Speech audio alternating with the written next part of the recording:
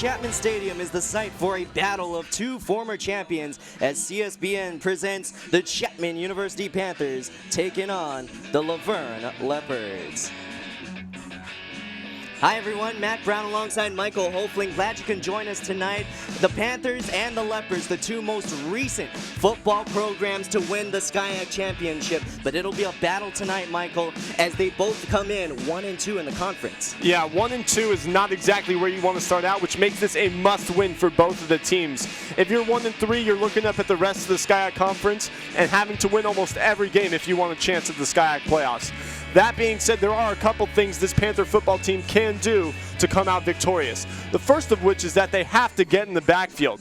Laverne's quarterbacks and running backs have committed 10 fumbles this year on broken down plays. If the defensive linemen can break through the O-line and get to those running backs and quarterbacks and take advantage of those turnovers, you're going to get a lot more possessions and have a much better chance in this game.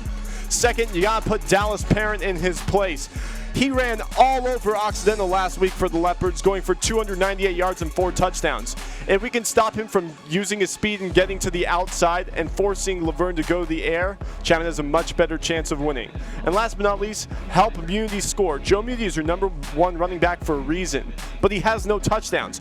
We need to get his confidence, and that first one's always the toughest. Afterward, the floodgates should sort of open, and we should see a lot more things from him. That being said, let's take a look at the matchup he has tonight against Austin Brown. I call this one Muty and the Beast because Austin Brown is just that. He needs to be highlighted on every single play. You see those 6 tackles for loss? That's amazing for a defensive lineman not coming around on the outside. The next matchup we're going to look at is Chris Williams versus Alex Arellano. Arellano is the #1 receiver for this Laverne team. Tomlinson really loves to go to him when Parent can't get it going. Chris Williams is going to be the one on him. He needs to get over and defend him well. He has 2 interceptions this year, both of them coming at home. He's going to be huge on defense. Yeah, that'll be a matchup definitely to take a look at. Chris Williams and Alex Arellano, they're the #1s on the outside for sure. Let's go to Sophia Cycli, the 3rd member of our squad. Sophia. Thanks, Matt and Michael. Tonight is all about redemption for the Panthers. They're back home after being on the road last weekend at Redlands where they lost 31-13. So they're back home on their home turf in front of a home crowd looking to turn things around tonight. Overall, Chapman is 1-1 here at home, 2-3 for this 2016 season, and 1-2 for the SCIAC conference. So I definitely want to be able to improve their records if they want to look confidently towards playoff season. Now, going up against Laverne tonight, Laverne is coming off of a big win last week at Occidental at their homecoming game and are going to be looking towards bringing that momentum into tonight's game, hoping for a repeat win against the Panthers. Now, last time the Panthers and Leopards faced off last year, Laverne took the win 49-42. But the Panthers could bring home a W tonight after having a week's worth of practice after that Redlands loss to work out the kinks. Guys, back to you. Sophia, we're ready to go here. Number 99, Eric Rembecki, back to kick for the Leopards. Panthers receiving, and we're underway. Ethan Weinstein with the return from his own 8-yard line. Good return from Weinstein. He's gonna break free here. Gets to about the 50-yard line. A good start for the Panthers. That's exactly where you want to start if you're Ethan Weinstein. Get your team out to a lead, but the real story there was the blocking out front. They definitely got him going. Ethan Weinstein was able to use those blockers to get out to almost midfield. Amazing field positioning to start off this game. Weinstein had a career-long 87-yard return against Whitworth and a touchdown. That was last season. So Weinstein is definitely able to break free at times. Under center is, or actually in the shotgun, Ricky Batista, long pass. Unable to come up with it is number 11, Dominic Vacker. Yeah, and something I talked about last week a lot when I was doing the game at Redlands was that Ricky Batista threw 20 passes and completed 14. That's a good percentage, but they were not throwing it deep. Only his longest pass completion of the day went only 2 yards in the air, and then a run by Jacob Isabel got 13 yards. But on the very first play, Batista wanted to show off that cannon. This might be a new sort of offensive approach for Coach Owens. Batista rolling to his left, looking left, throwing left. That's Jacob Isabel. the transfer from Chabot College, junior, 5'8", 175, gets a first down there. And Jacob Isabel, something more about him is that he played rugby in high school as well. And during his years at Chabot, he was all Golden Gate Conference. He is a spectacular player, amazing speed. Look for him to make a huge impact later in this game. And we see his speed actually showcased when he'll get into open space. That's what they try to do on little screen plays, but also on the return game. He's one of their main kick returners. Back to pass again is Ricky Batista. He's looking to run. He can do that as well. And he's going to get a first down and more. Looking for the end zone now. Ricky Batista getting things started quickly for the Panthers. Just over a 1-minute drive, and an amazing drive at that. Ricky Batista showing everything in his arsenal. That's a reason why he was Athlete of the Week 2 weeks ago. He has the legs, and a great block up front at about the 5-yard line by Ethan Weinstein shows Weinstein's awareness. Saw Batista heading off and knew that the one man to beat was his man. Take a look at the replay here. Batista, nobody touched him. Some great blocking. Nobody touched him until the end zone. Lucas Alfonso able to get his first extra point attempt up and good. Alfonso actually struggled earlier on in the season. The Panthers are now up 7-0 thanks to his extra point make. Exactly. That's not something we were used to seeing if you're from Lucas Alfonso. Last season, he was so spot on with those kicks. Really, I don't think he made a field goal until the Redlands game last week, where he went perfect, 2 for 2 and 1 for 1 on PATs. So we can look for him to turn his season around, starting to look better. Definitely a talented kicker is Alfonso. We'll see him show off his strong leg in the kickoff coming up. But the Panthers up 7-0. That drive home only took a minute and a second. That's something we can expect to see a lot of. A very offensive approach for Laverne team. Last year they were 41st in the league in total offense. They have some offensive juggernauts. So a fast-paced game we are expecting to see. Both teams getting very quick scores we can expect. We'll see if they can respond here. Good kick from Alfonso. That'll be received by Laverne's number 10, Grayson Klein.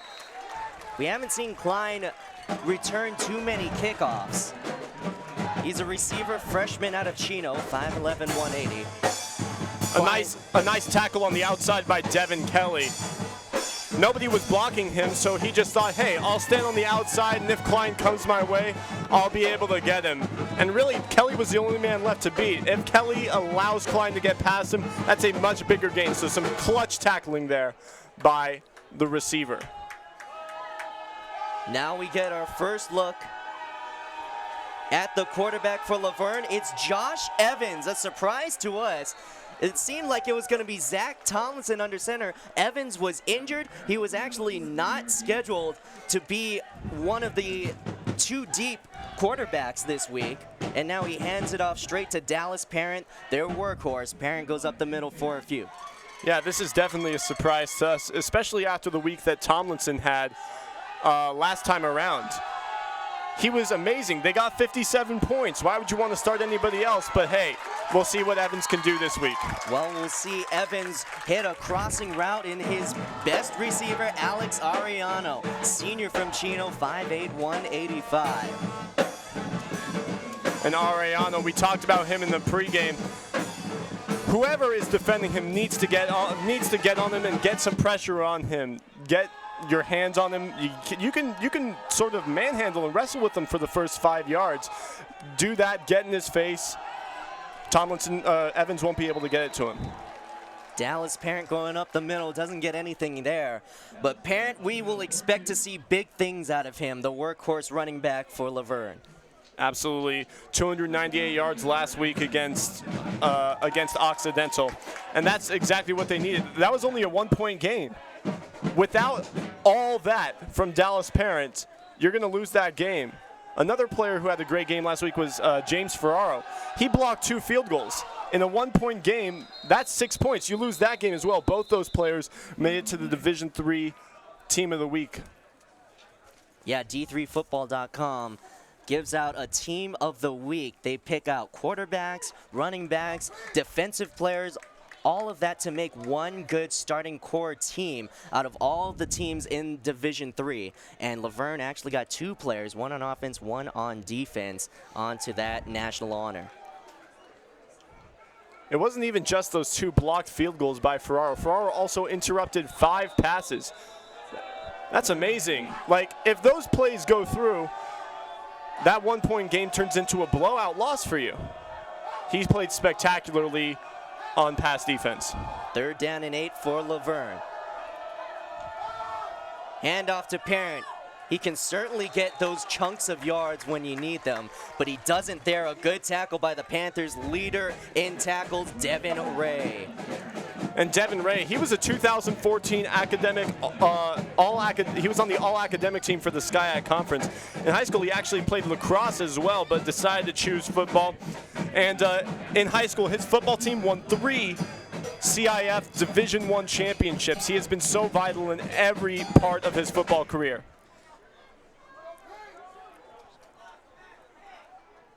So punting situation for Laverne. They bring out their punter in Russell Boucher, and he will get a good punt off to the receiving Ethan Weinstein. He's looking to make some room, go down the sideline, turning on the acceleration. Ethan Weinstein could get called back, though. We see a flag near the 30-yard line. Looks like Chris William with an illegal block on his defender. The flag was thrown, and Williams just looked back at the ref. Wasn't exactly sure why that was a call, but seems a little bit less frustrated now. Yeah, the penalty does go against the Panthers. That'll drive them back from the 30s. The penalty is called at the spot of the foul, and they take the steps back here. We'll see how far they go. Well, their last drive started at their own 49, so a 19-yard disadvantage this time around. But hey, if this drive is anything like last time, we should see a touchdown, maybe 2 more additional plays. So it was a 10-yard penalty. They start at the 20-yard line. Panthers really just get a touchback out of that punt. Ricky Batista in the shotgun, and to his left is the running back Brandon Medina. A change of pace back. He does get the handoff and goes up the middle. That's what he can do best. Ground and pound does Medina, and he gets a yard out of it. You see the strength of Brandon Medina. He has absolutely phenomenal leg strength. There were 3 people who tried to tackle him, but after the first hit, he was able to get an additional 2 yards and get a positive play when really it shouldn't have been. Medina stays in. You also see Diano Pachotti lining up on the left side. He's number 22, all the way on the left, and he will be in motion. Batista hands it off to Medina again, going to his right, and Medina can break free here. Medina looking to go to the right sideline, and he's brought down at the 41-yard line. Good run by Medina. Sean Backer Murke on the stop there. That was a vital stop. Nobody was around him other than him, and for a while there, it looked like Medina was going to be able to break free, but that's just some determination by Backer Murke. Hope, there seems to be some big holes in this offensive line for the Panthers. Good blocking. Yeah, you look there, some spectacular blocking up front on the offensive line. Joe Muti getting a swing pass down the sideline, gets to about the 50-yard line. Joe Muti now getting some action himself on the receiving side. Yeah, going back to that last play where Medina broke free, the main block came from Ryan Moles. He pushed his defender so far back and really made the offensive and defensive lines look slanted. That's a great job by Coach Owens, and that's exactly how you practice that. This is a young offensive line for Chapman, as Ricky Batista looks to go deep for Jacob Isabel. Incomplete, but a flag is thrown. Oh, it could be pass interference. Yeah, even while Isabel was running down the sideline, you could tell that James Ferraro was getting a little bit handsy, and Isabel was getting a little bit frustrated looking at the ref and expecting some sort of call, and it looks like he's going to get it. See the replay here. A flag immediately, that's going to be on the offensive line. But once again, it's good to see Batista looking long. That's something we haven't seen from him most this year. So it was actually on the defensive line, the first flag that was thrown. It was encroachment. The Chapman Panthers actually declined that first penalty because the second one was pass interference. That'll be an automatic first down for the Panthers. They get all the way up into Laverne territory at their 36-yard line. So really some heads-up quarterback play by Batista. Saw that the flag was thrown, knew he had a free play, and just tosses it down the field to Isabel and tries to get some big yardage. Now Batista rolls to his left, and he's going to be brought down. A good play by the Leopards, Jose Aguero. He's a transfer from East Los Angeles College, 6 feet, 190, a junior. Yeah, Jose Aguero, he really came unblocked, and Batista, as good as he is at getting around defenders who are coming into the backfield, just not able to do it. That's actually how we saw the first touchdown. Some defenders got into the backfield, but Batista was just aware of it and able to maneuver his way into open field, but this time it's not going to happen. If my numbers are right, that's Aguero's first sack of the season. He has 17 tackles total. He's one of their best linebackers, and he's a big leader on the team. Ricky Batista looking right, throwing right, and finding a new receiver. That's Roy Barry who caught the pass there on a very short curl, and that shows Batista's confidence in this new receiver, as you mentioned. You see here the pass went to him. It was one-on-one. You gotta trust your receiver's moves right here. Tries it to juke around to the left side and get to the far sideline, but just not enough. Gets tripped up. Barry's a 6'1" sophomore out of Los Angeles. That is his first reception of the year. That's why I didn't know his name, Hope, to be honest. Batista looking left now for Joe Muty, and Muty's going to get a good chunk of yards. Inside the 20, the Panthers are in the red zone. Yeah, Muty really using that speed. Alexander Martinez, the freshman linebacker for Laverne, was on that play right away, but Muty was just too quick and too fast, got to the sideline way too soon for Martinez to be able to catch up and gets a good chunk of yards as well. Panthers in the red zone. That's where they want to be for sure, with a good kicker now and with their ability to run the ball into the end zone with Joe Muty. This is where they want to be, right at the 20-yard line. Rolling to his right is Batista. Open is Isabel, just dropped. A great look by Batista, and it's unfortunate that Isabel dropped it. What we saw there was kind of unique from Laverne's defense. They're at the 20-yard line, but already they're in goal line formation, meaning linebackers and defensive linemen all up on the line and man-on-man across the board in the secondary. You look here, it wasn't until about 10 yards down the field that Isabel was able to break free, and Batista's running the opposite way that Isabel was lined up, so it takes a while for Batista to see his man, but when he does, right in the corner where you want to be, but just out of his reach. Now Batista hands it off to Joe Muty, and he's stuffed right away. Coming out of the pile, Laverne's number 93, Michael Bunsey. And Eric Gonzalez and Pablo Ortiz were not able to block their men there. Joshua Hardy and Mikhail Bunce, they were able to get through the line and get in the backfield right away. That's a key that we talked about for Chapman, being able to get in the backfield past the offensive line. But it wouldn't be bad for Laverne if they could do the same. Michael Bunsey and Josh Hardy in on the tackle there. Batista looking for another receiver that is getting his first reception on the year, number 49 for the Panthers. That's Ben Bruce on the catch there, the backup tight end. Usually we see Corbin Kofer, and he gets a good chunk of yards as well. Not quite the first down. We might see a field goal attempt here, but Ben Bruce, that's a clutch catch. Gets some good yardage and makes the field goal a lot easier. A sophomore, 6'3", 205 out of Portland, Oregon. The Panthers are going to go for it here. 4th and 1. Ricky Batista using his own legs. That'll be really close. We'll see if they have to use the chain gang and measure it. I like this gutsy play call by Coach Owens. Doesn't want the 3 points, wants to get the touchdown and really put Laverne on their heels immediately. Goes to who he knows can get it, Ricky Batista. He's got some great legs and sees some great holes. A great push from the offensive line as well, gets the first down. And Hope, this is an opportunity for us to talk about how young this offensive line is for the Panthers. They're led by Eric Gonzalez, the lone senior on the line, the left guard, 6'1", 255, and he's really flanked by 3 sophomores and a freshman.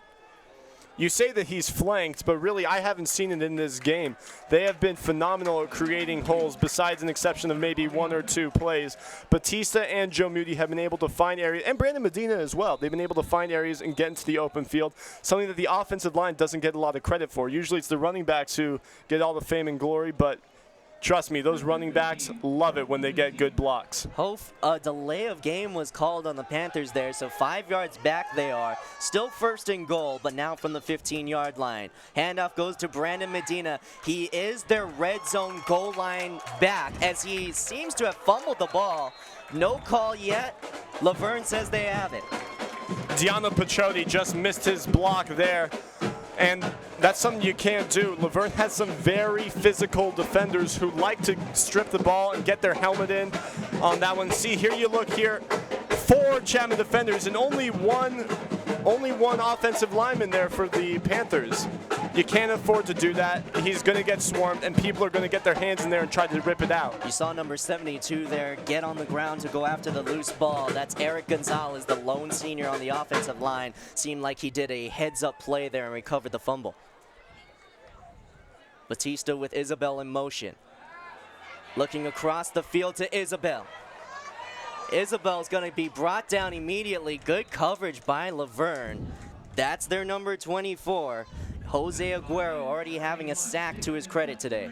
And I'm not a big fan of the drag play because it works so effectively most of the time.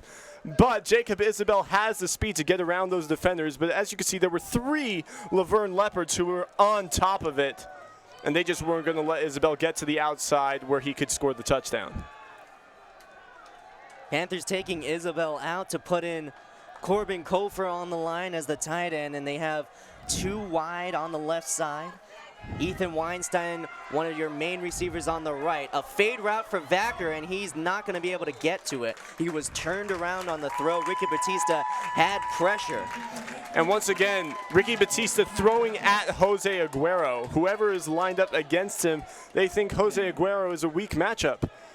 So that time, the receiver running a fade route, and Aguero didn't look back, so it was almost, you can see here, he does not look back at all, gets his body into the defender, and gets the body into Dominic Vaquer. Almost a pass interference call that would have been huge for Chapman. On the pressure there, seemed like it was Robert Fernandez, actually, Robbie Bagley, I am stand corrected, as Lucas Alfonso, able to hit the field goal, 10-0, Panthers up. Why don't we take a look back at those 2 Laverne Leopards who were spectacular in their effort against Occidental last week. The running back, Dallas Parent, and the defensive back, James Ferraro. You see here, like, just not even looking at the passes broken up, 5, which is a lot in one game. But the 2 field goal blocks that were so key, without them, they lose that game. And then once you look at Dallas Ferraro, the Dallas Parent, the stats just speak for themselves. Almost 300 yards and 4 touchdowns. Big day for fantasy if that was a thing. And Dallas Parent will head onto the field for their next offensive possession after this kick return. Parent, one of the returners on the team, but he's not back deep on the kick return. They've been using Grayson Klein, who's already returned 1 kick so far. Ezra Brodus is the other one to his right. This one will go to Brodus at his own 6. Look at the good blocking in front of Brodus, and he gets around the 30-yard line, maybe the 32. And Brodus got some nice blocking in front, but really it was his moves. He had a spectacular juke and looked to be getting around Aminzadeh as well, but Aminzadeh not having any of that. Wraps his arms around, gives him a little bit of a bear hug, and shoves him down. See the replay here. Where's the juke? Whoop! Right on the outside. Gets around 2 defenders, eventually to Aminzadeh, just trying to power through, but not strong enough to take down the Panthers. Now the Leopards come out. They're down 2 possessions. Hope, what do you think they need to do here? They need to do that. They need to run some slant routes. Wow, a good run. After the catch for the Leopards, number 13, Alex Ariano. He gets across the 50 into Panther territory. That's what makes the slant play so effective, is that if it's zone coverage, the defenders are dropping back already, and Ariano was already underneath and saw nobody in front of him. Broke one tackle, and just, if it wasn't for Chris Williams on the stop there, it would have been a touchdown. Good play action fake for the Leopards. They're looking deep for their number 83. That's Sebastian Kirchfield, and he's unable to get to the overthrown ball. On the coverage there was Devin Kelly. Devin Kelly listed as a wide receiver, but playing some defense as well. Just shows wide receivers make such a good defensive backs because they know what's going through the mind of the receivers. Richard Sherman was a cornerback, was a wide receiver at Stanford as well. Now one of the best cornerbacks in the league. Josh Evans overthrowing his man again. That time looking for number 16, Dejon Logan. On the coverage there was Ron Washington. And Ron Washington, he had a huge interception a couple weeks ago against Trinity, one of their only win the Panthers' only win at home so far this year. Washington is probably the best man-on-man coverage personnel for the Panthers. Now rolling to his left is Evans.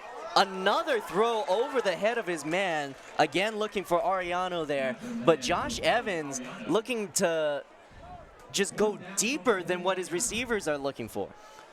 Well, that's a problem. If you keep overthrowing your receivers, not only is it going to make some incomplete passes, but it's going to give good opportunities for the Panthers to get interceptions as well. You saw Lorenzo Marks, who was probably a yard away from getting that interception, just out of bounds.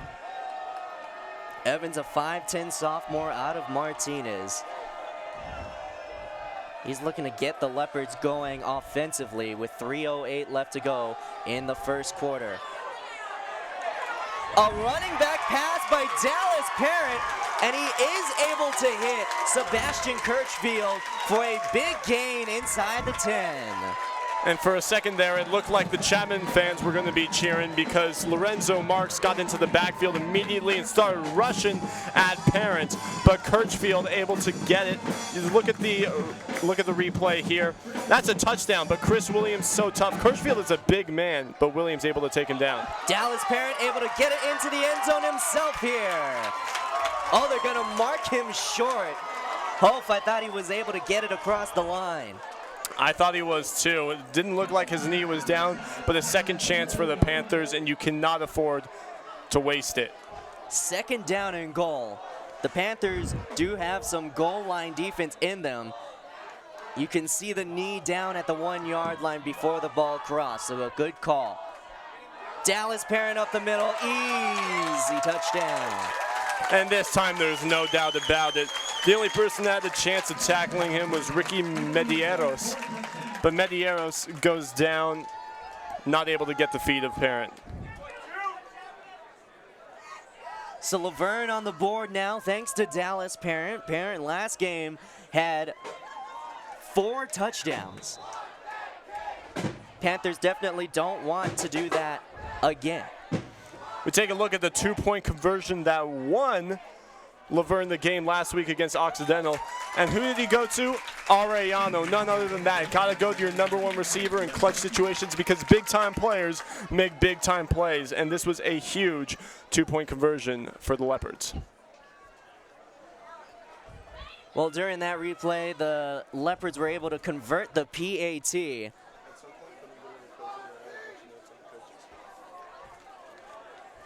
The Leopards are now down 3 only. The Panthers kind of shocked defensively. A couple of trick plays for the Leopards, able to get them down the field easily.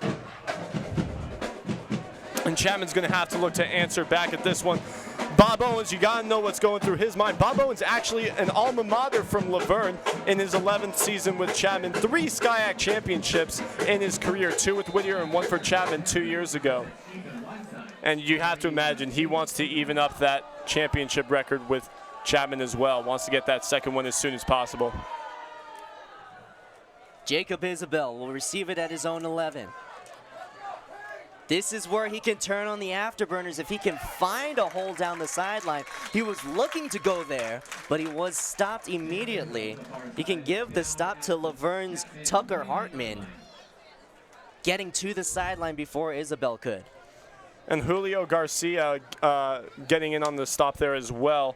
But really the story there was Dominic Ashley missing his assignment and allowing the Leopards to get in on Isabel, who was surrounded by 3 Laverne players by the end of that run. Now you have the Panthers coming out for their third drive. 2 drives, 2 scores, Hove. It seems like their offense is really on a roll. Absolutely, and you have to imagine that Coach Owens is going to have to come up with something new because they've really shown everything to this Laverne team so far. Good defense by Laverne. Joe Muti unable to go anywhere. Austin Brown gets his first tackle of the game, and that's another tackle for a loss. As a defensive lineman, it's so tough to get those tackles for a loss because you're pushing against the offensive line and not really knowing what's going on. But Brown's awareness is so great. You see there, he actually went across the field after Muti ran to the left side. Ricky Batista looking for Ethan Weinstein, his main hands receiver, and Weinstein breaks a couple of tackles, gets a few more yards after the catch, and almost gets to the 50-yard line. And Sean Backer-Murke was not able to get it on that one, and that's what allowed the first down. Murke was the only man in between the first down line and Weinstein, but Weinstein, too good of feet, too great of hands. His hands are amazing. He's going to get that every time. That's Weinstein's first reception of the game, and it's a big one for the Panthers as they get down the field. That's what they want, bigger plays out of their bigger receivers. Yeah, that's something Batista hasn't been able to show off this year, but he's been looking down deep in the field lately in this game. We'll see if he keeps that up. Joe Muti, another good run up the middle. Before that bum rush in the backfield, that last play, Joe Muti was 2 rushes for 21 yards going into that. So Muti, a good start. He's replacing Hof, a legend in the Panther lore, Jeremiah McKibbins. Big shoes to fill. Yeah, a lot of the new freshmen at Chapman think he's just a myth. Not sure if he's actually real, but we've seen him and we've seen what he can do, and it is mystical to watch, to say the least. And McKibbins is sticking around here. I mean, I think the freshmen have been able to see him around and talk to him and maybe pick his brain, see how that player has been able to be on the Panthers' only SCIAC championship team and only NCAA playoff berth. And you would think that Muti, being the new running back for the Panthers, that McKibbins would have been sort of a role model, try to style his game after him. But Muti is a different style runner. McKibbins likes to get to the outside, bounce out, and use his great agility to move around defenders. But Muti, as you just saw in that play, likes to run up the middle into the teeth of the defense. Joe Muti getting another first down there. He's relying on that young offensive line. We look at the replay here. A great block from Ryan Moles and Jimmy Vreeland, the right guard and right tackle. Just opened up so much space and actually didn't get touched until 8 yards. That's the end of the first quarter. It is Chapman 10, Laverne 7.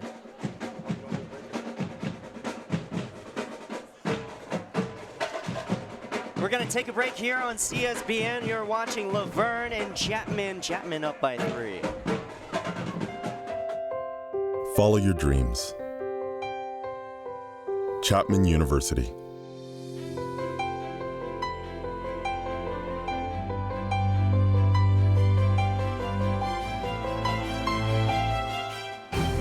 Take your life to new heights.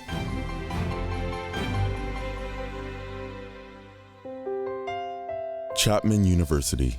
Invest your humanity. Lead. Back here at Ernie Chapman Stadium, the Panthers up by 3, 10-7 over the Laverne Leopards as Jacob Isabel, a long crossing route for Isabel and a good reception, getting them in the red zone. And Josh Padilla on the coverage there actually was pretty much glued to Jacob Isabel, only a couple inches behind him, but Batista placed that so perfectly over the hand of another defender who was looking to get an interception. But the connection between Isabel and Batista, both transfers coming in this year, it showed on that play. Isabel, a junior transfer out of Saddleback. He's going to hand it off to Joe Muti. Muty gets a few yards there, and you see, like you have described, Hope, that Muty's a different style from Jeremiah McKibbins before him. There's a flag thrown on the play. Or at least I thought it was a flag on the play. Referees just blowing their whistles a lot. You mentioned that Batista came from Saddleback College. He was first team all-conference at that school. Completed 239 of 375 passes in his career for almost 3,000 yards and 25 touchdowns. He was a stud there, but was tired of being a big fish in a small pond. Came over to Chapman and has really excelled as well. Handoff goes to the Panthers, Darren Nishi. He's a transfer from Sierra College. Nishi, 5'8", 185. Another one of those running backs that allows the Panthers to give rest to Joe Muty and also change the pace a little bit. Yeah, Joe Muty and Brandon Medina are great, but they can only do so much. They have stamina. They are human after all. And Nishi brings that to the table. He brings in another back who is capable of getting positive yards and keeping Muty on the sideline for a couple plays. He had 4 rushes for 10 yards last game as Ricky Batista looking end zone, and Dominic Vacker just couldn't come up with it. Good coverage there from the Leopards, number 31, TJ Young. And TJ Young, we've talked about him a little bit. Along with Ferraro, those two, they are very, very good. Just gets his hand in there. That's great timing by Young. You don't want to touch him too early. That could be PA. But you don't want to touch him too late because then he's got the ball already. So some great timing, got his hand in right at the right moment. Lucas Alfonso looking to hit a 30-yard field goal here. Right down the middle as a flag is thrown before he could get it off. Going to be an offside called on the Panthers. So that'll bring them back a bit. We know that Lucas Alfonso can still hit this field goal. It's just a little bit harder. Yeah, that's something you don't want to see, especially on a field goal try. You want to give your kicker as good a chance as possible. But last week, Alfonso did hit a 40-yarder. This one's going to be 35, so we know he's got the leg to do it. And if you watched him at all last year, I think he hit a couple from close to 50. So now a 35-yarder. Up and good. Lucas Alfonso, 3 for 3 in the last 2 games on field goals. He had a 40-yarder in Redlands as well. Yeah, his second field goal of the day, and that's going to put Chapman up by 6. It's still a one-possession game, but you're going to take as many points as you can get. Chapman needs to look to get back in the end zone because nothing is out of reach for this Laverne offense. Such high potency. Yeah, now with 2 field goals in the last 2 possessions for the Panthers, they're only up by 6. It's still a one-possession game for Laverne to come right back in it and actually take the lead. And the coach for Laverne, Christopher Kirch, it's his 6th season with Laverne. They were the champs last year. He was part of that coaching staff of the year for SCIAC. And he came to a program that had only won 4 games in 4 years at the start of 2011. And what does he do in that very first year? Comes in and wins 4 of 9. That's the past 4 years combined in one season. Has really turned this program around. So now Laverne returns it with Grayson Klein. He gets just to the 20-yard line and not a lot more. Good stop by the Panthers, Brandon Ratuda. And Klein, we've seen 2 returns from him now and not really done much, getting just behind the 20 on this one here, so not even as good as a touchback. Chapman has been good at knowing where he is. See the nice tackle there. Nobody's going to get out of that one. Ratuda just able to get his arms around him, and he's such a strong guy. You see him in the weight room. He's got forearms and buys of steel. When he's got you in his clutches, you're not getting out of that. Evans a handoff to a backup running back in Robert Fernandez, and Fernandez able to get a yard out of that. Fernandez, 5'10" junior out of Stockton. He was able to get 80 yards last game, 14 attempts. He does have 1 touchdown on the season, so Fernandez, a good change of pace back for the Leopards, and there's such a high potency offense that he's going to get looks as well. Yeah, it's a high-potency offense, and funny thing about that is that Coach Kirch, when he came in, he was a defensive coordinator for Millikan University out of Illinois. So it's strange to see such a good offense on this new team of his. Josh Evans able to use his own legs to get the first down. And Evans injured a week ago, didn't get the start. He was injured in the game before that in the middle of it. He was only 6 of 13, 115 yards, and a touchdown in a loss there. That was a loss against Redlands. As Evans is now back looking to his right side and finding his man in Alex Arellano, and he gets to the right side, down the sideline. Big hit by Eddie Favors. Eddie Favors can't forget the third, and they're definitely not going to forget the third after that one. The helmet of Chris Williams coming off, who made the initial stop there. You look here, and this is just some heads-up play by Chris Williams, not letting the screen get the best of him. Ron Washington made an effort there as well, but can't do much there if you're Washington. You saw there the helmet coming off of Chris Williams. Because the helmet comes off, he has to go to the sideline for a play. And he was out of the defensive rotation on that last play. They run the ball up the middle, they get the first down, but boy, you could have maybe taken advantage of that matchup problem for the Panthers. Yeah, Chris Williams so effective as a defensive back for the Panthers this year. You have to, well, with the way Evans has been playing, you got to build his confidence, and with Chris Williams on the sideline, maybe you got to throw just a short little pass, get his percentage up, and get his confidence up. You're going to need him for the rest of the year. Watch out here, a Wildcat formation with Dallas Parent in the shotgun, motioning to Alex Arellano, and he gives it to him. Arellano now trapped in the backfield. Good defense by the Panthers. They're able to stop him before he gets back to the line of scrimmage. Ben Waters on the stop. And Ben Waters, he just pretty much stood still, knowing where Arellano was going to be on the run. Saw where his teammates were and saw that Arellano was going to have to cut back on that one. Just sort of stayed in one place and managed to keep with the very agile Arellano. That's some good defense. Waters, a 6'2", 250 senior from San Jose, had 5 tackles the last game. As the handoff goes again to Robert Fernandez going up the middle. He's been worked exclusively in this third drive for the Leopards. On the tackle there was Derek Hart, and that's just some agility there, and a little bit of a long jump and a nice dive by Hart to get the foot of Fernandez. Fernandez stays in. It's 3rd down and long, 3rd down and 9 to be exact. Little delay, play action fake, and a long throw going deep. Pass interference going to be called on that play. And Lorenzo Marks, you can't do that. He didn't even look back, didn't know where the ball was, and if you don't know where the ball was, you're going to get caught off guard.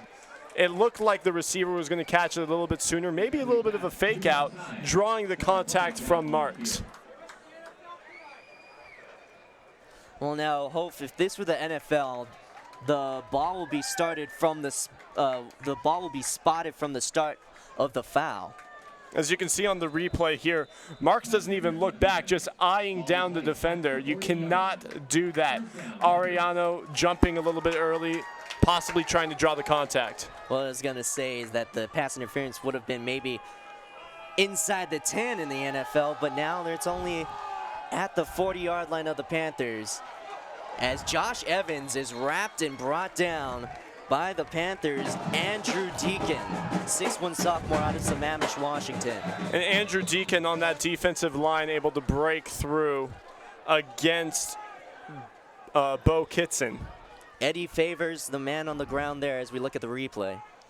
And Deacon here, he was probably blocked for a second there, a little bit of a dropped ball, almost recovered by Chapman, but hey, they're doing their deed. They're getting in the backfield and forcing Laverne to make some plays, which they just haven't been able to do so far. Good to see Favors walking off semi under his own power. But Favors, a senior out of Compton, one of the leaders on this team. He goes out for the coin toss as a captain. We're going to look at the injury to Favors here. Just got dropped down. It looks like it was his ankle a little bit. And Favors, he's going to be missed. He was Defensive Player of the Year for his conference in high school. Spent a little bit of time at Golden West in college, where he had 28 tackles and 1 sack. Everywhere he's gone, he has been a menace for opposing offenses. Evans, a good play action fake and getting Alex Ariano involved. Close to the first down marker, but not quite. They can't keep letting those happen. Just a little in route, and the Chapman defensive backs need to get underneath, and the linebackers need to recognize that. Well, Hope, that was third down. At least it says on the sideline. On the scoreboard, only said third down there, but now it is fourth down. A risky maneuver for the Leopards, and they hand it off to Fernandez, who will be stopped right at the 30-yard line. We'll see if he's inches short or if he's just able to get the nose of the ball at the marker. And Alden Quartz was the first person to get near there, but he gets picked up very nicely by the Laverne offensive line, and that's something you don't want to see. Look right here, Devin Ray's the one man that you have to beat, and you're not going to beat Devin Ray, leading the Skyac in solo tackles. Very nice stop for Chapman. Good play for the Panthers as they received the turnover on downs call from the referees. It was just short of the first down marker. The marker was at the 30-yard line. At the line, the ball was marked about 6 inches short of that line. The Panthers will now come out 1st and 10 at their own 31. Well, you know what they say, close only counts in horseshoes and hand grenades, and that's especially true on 4th down. And that's something that the defense loves, getting their offense back on the field, going to take a short little break, possibly some points on the board next time they come out.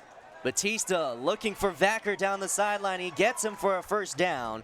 Not much more than that, as good gang tackling handled by the Leopards. We've seen a lot of catches and targets from Vaquer today. He had a target in the end zone that it looked like he had for a little bit, but he just dropped it at the very end. And that's really been a theme for the past few weeks. It's Vaquer this time, but last week it was Mark Pacharek who got the most targets and most yards. But Vaquer, it looks like he's going to be the target this week. It's not the usual Isabella Weinstein that we're used to seeing. Isabel able to get down the sideline. He's going to turn on the afterburners here. Oh, he has been called out of bounds before he can do anything after that. Jacob Isabel, you could just see it in his body language. He was ready to take off. And Isabel really trying to take advantage of the sophomore safety, Darren Hooks, out of Temecula, California. Hooks does not have the speed to keep up with Isabel. Batista saw the bad matchup and was able to get it to his star receiver. Jacob Isabel has told us that he wants to be the leader, the Skyac leader in all-purpose yards. You can see how he uses his speed to return kicks, and sometimes he'll be able to return a punt, but in the open field, when he gets a catch, that's where he wants. We're looking at this play to Isabel once again, and Isabel running across the field, and when he gets across the field, you're not going to be able to keep up with him. He is the fastest man on almost every field he plays on. Isabel right now 4th in the conference in all-purpose yards. That helps his stat line there. Guess who's number 1, Hof? Dallas Parent? That's correct. Dallas Parent, number 1 by a long shot. Well, Isabel's got a ways to go, but you know that Isabel's not going to be satisfied unless he is number 1. Such a competitive attitude. Panthers now facing a 3rd down and 7. They're at the 38-yard line, so the Panthers are going to need at least 5 more to maybe think about field goal range for Lucas Alfonso. Batista back to pass again. Looking to run with it.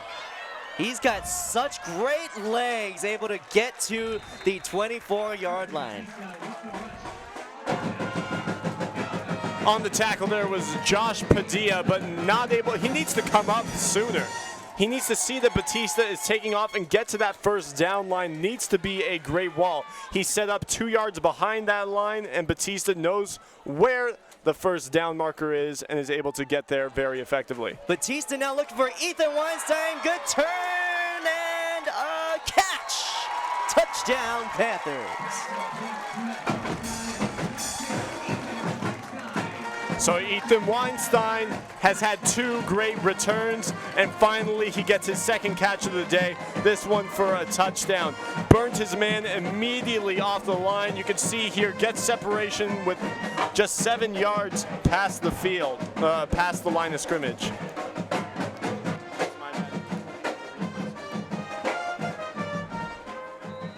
Weinstein, only 2 catches for 37 yards, but this one, all of it here.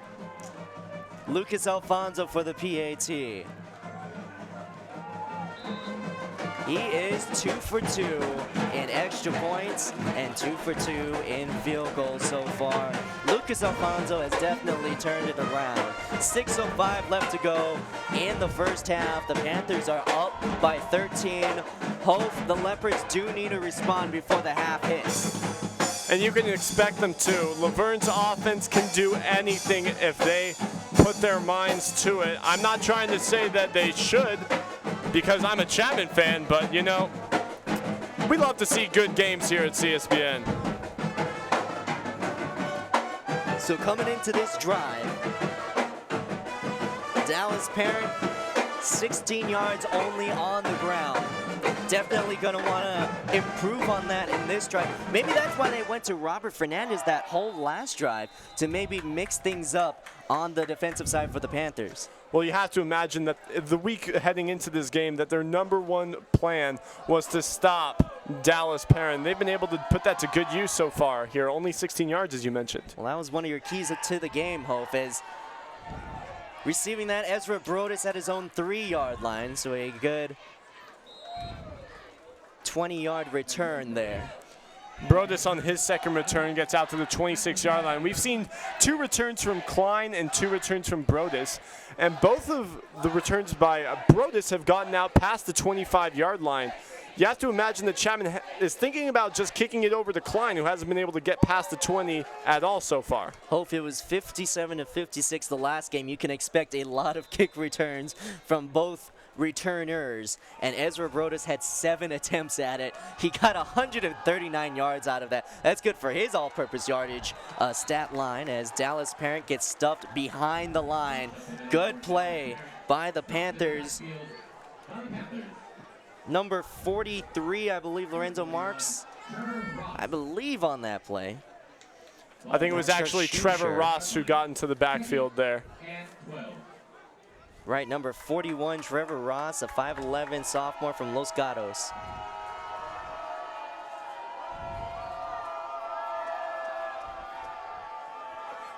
Evans having trouble just getting the ball off, but again, his receiver is Sebastian Kirchfield, and he gets to almost the 50-yard line. It's marked at the 46. Kirchfield has just been that drop-off result for Evans, maybe that safety valve. And that's something dangerous that a lot of the teams do. You can see here, every single player on Laverne's team is heading to the right side of the field. That opens up a lot of space on the left side and gave a lot of running room to Kirchfield. Evans looking to run with it here. He could get first down yardage, but he just runs to the sideline for safety instead, and he gets a good chunk of yards across the 50 into Panther territory now at the 49. And Miles Allis was bearing down on Evans, did not want to take that big hit. So Evans doing his best Ricky Batista impersonation. That's the first time we've seen him take off and run. And that was pretty effective, got a good couple yards there. It's second and manageable, 2nd and 5 yards it looks like.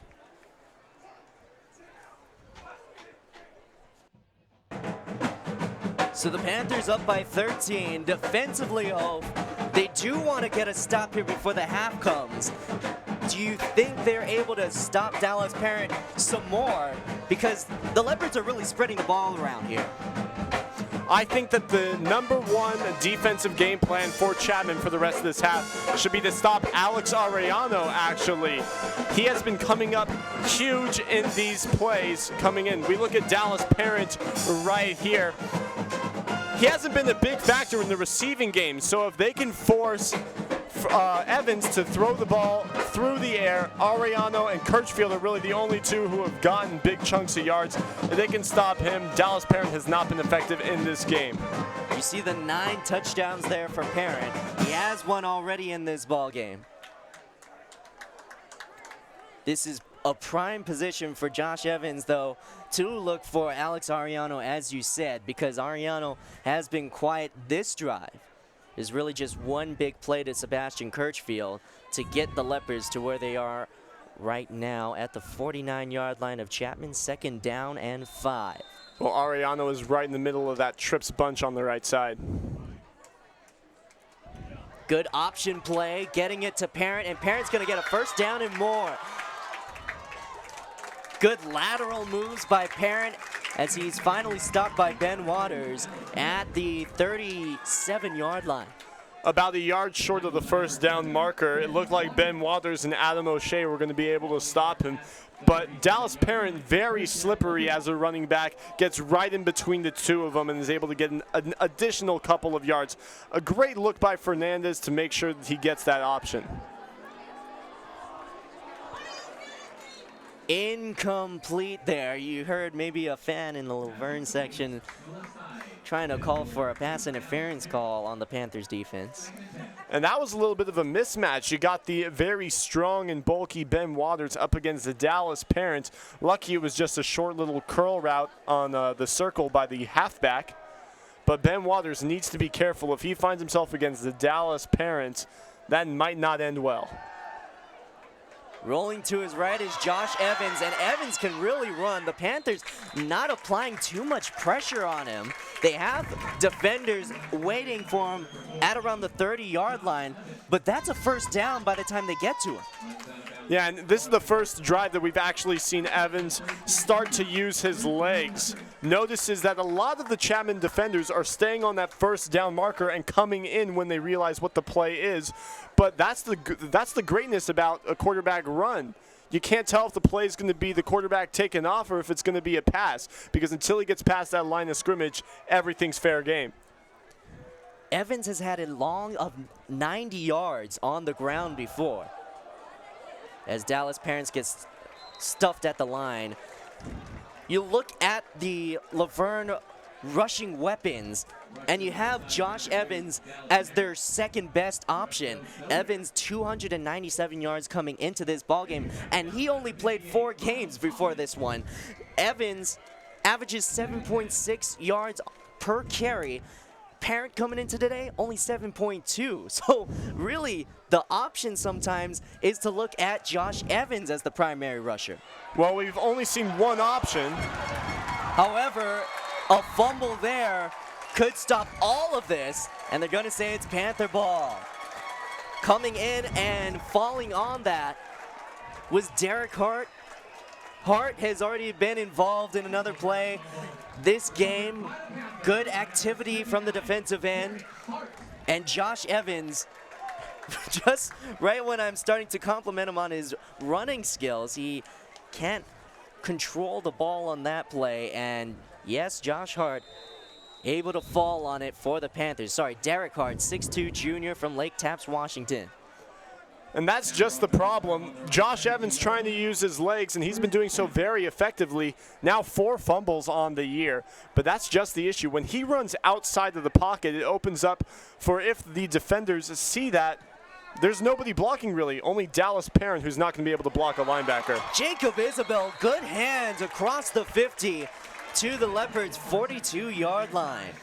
And once again, Jacob Isabel coming across the field against that man-on-man defense. Laverne not really running much zone, and Isabel is going to be able to run all over that.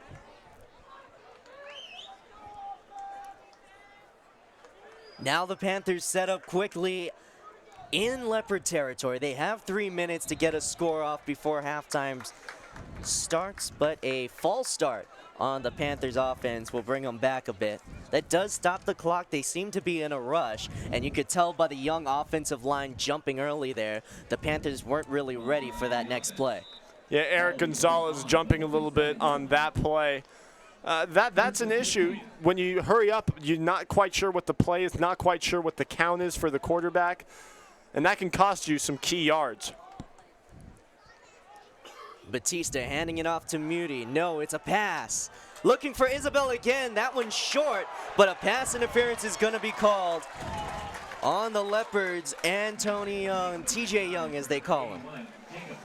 And for a second there, it looked like Batista just missed his target. But hey, maybe that was actually better. You never know what's going to happen if he actually gets it over the defender. But we do know that that was a pass interference call. And it's going to get them a first down and bring them much closer with very little time left in the first half. That was one of Ricky Batista's weaker throws. But in a way, if he said that was on purpose, we could believe him because that was a genius throw in a way. Yeah, and Batista, he's got a great quarterback IQ.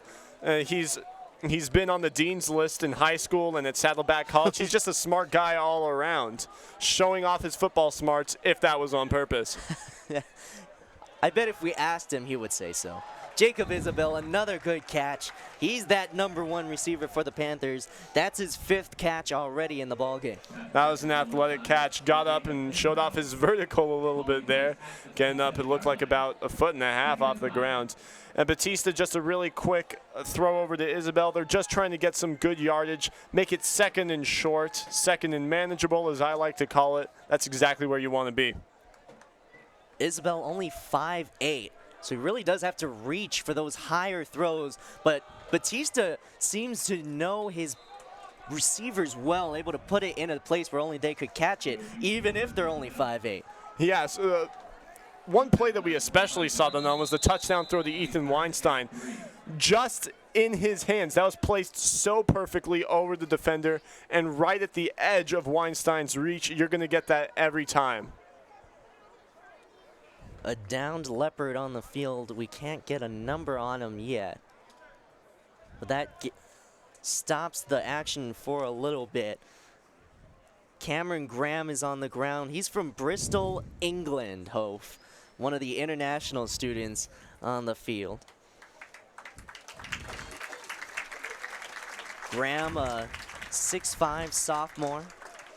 Defensive lineman. He's one of the good lineman on the team. Graham has been able to lead this defensive line even though he is a sophomore. And you heard all the claps coming from all the fans. It shows the classiness of the Chapman fans cheering for the opposing player to get off on his own power. Talk about Graham, 1 tackle, and that tackle was a sack last game. He also has had a breakup, so he's very active defensively. Batista, talk about a breakup. The Leopards get one.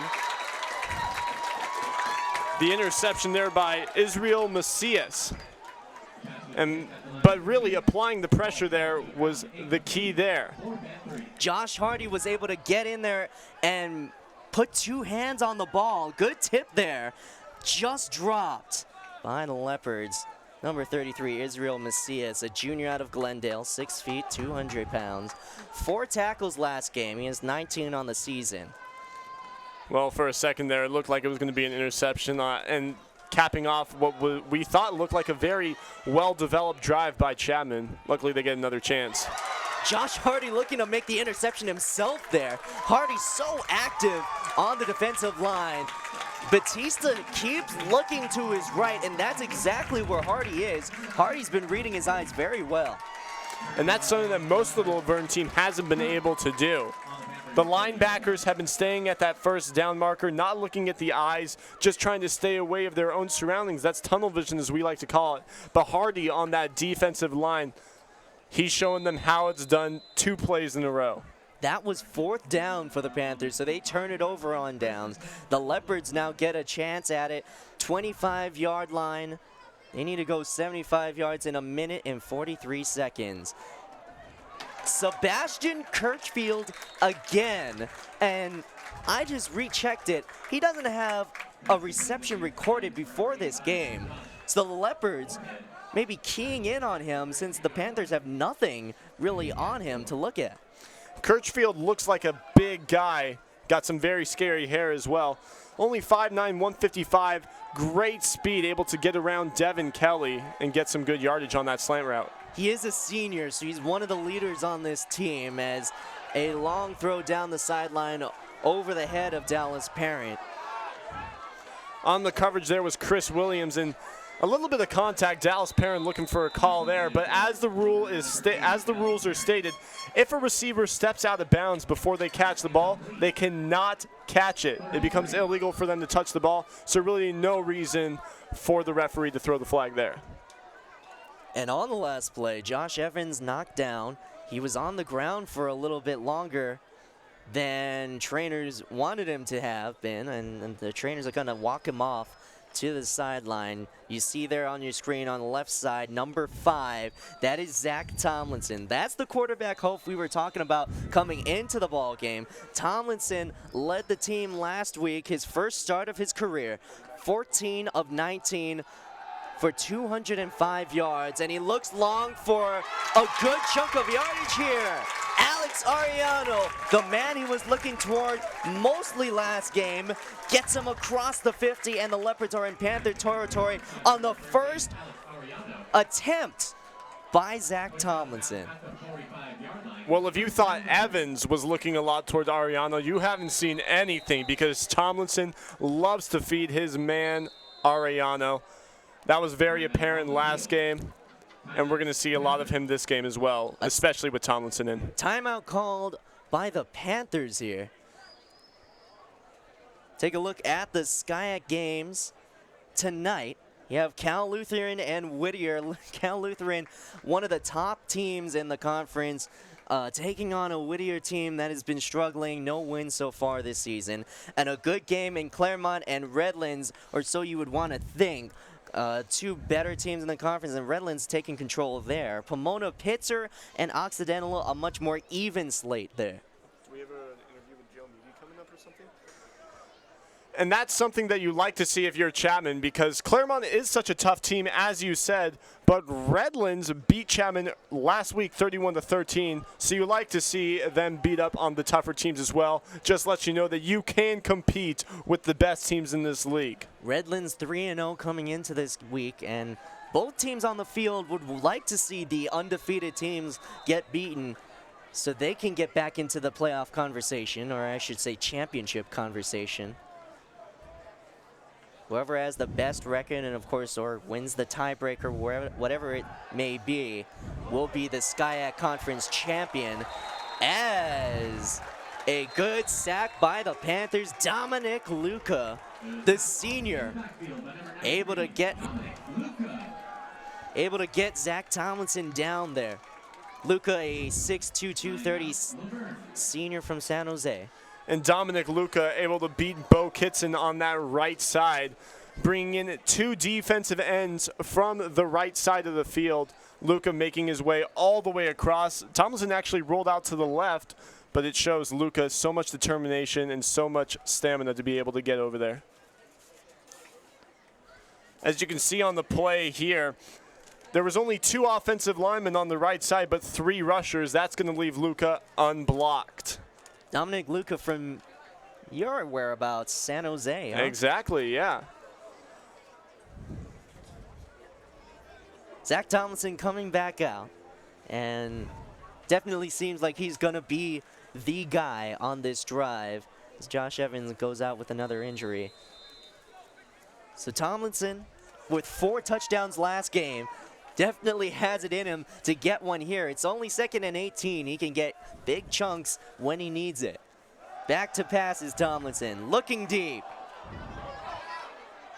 In and out of the hands, a good breakup by the Panthers, number 28. That's Darren Nishi, I believe. Can't really get a good look at the number. Well, it's Ron Washington, 26. 26. His number's a little bit messed up here. Ron Washington, some good coverage on Derek Hooks. Just gets his hand in there, and Hooks looking for a flag, but there's no need because some great timing by Washington. It didn't look like he knew where the ball was, but just on that time, you can tell he knew where everything was going and everything that was going on. Ben Waters with the sack, coming around the end and able to get right into Zach Tomlinson's airspace, bring him down quickly. Ben Waters and Eddie Favors III really chasing Tomlinson there. They are bigger, but they have some legs to show. Tomlinson sees that the pocket is collapsing, but there's just too many Panthers and too little time.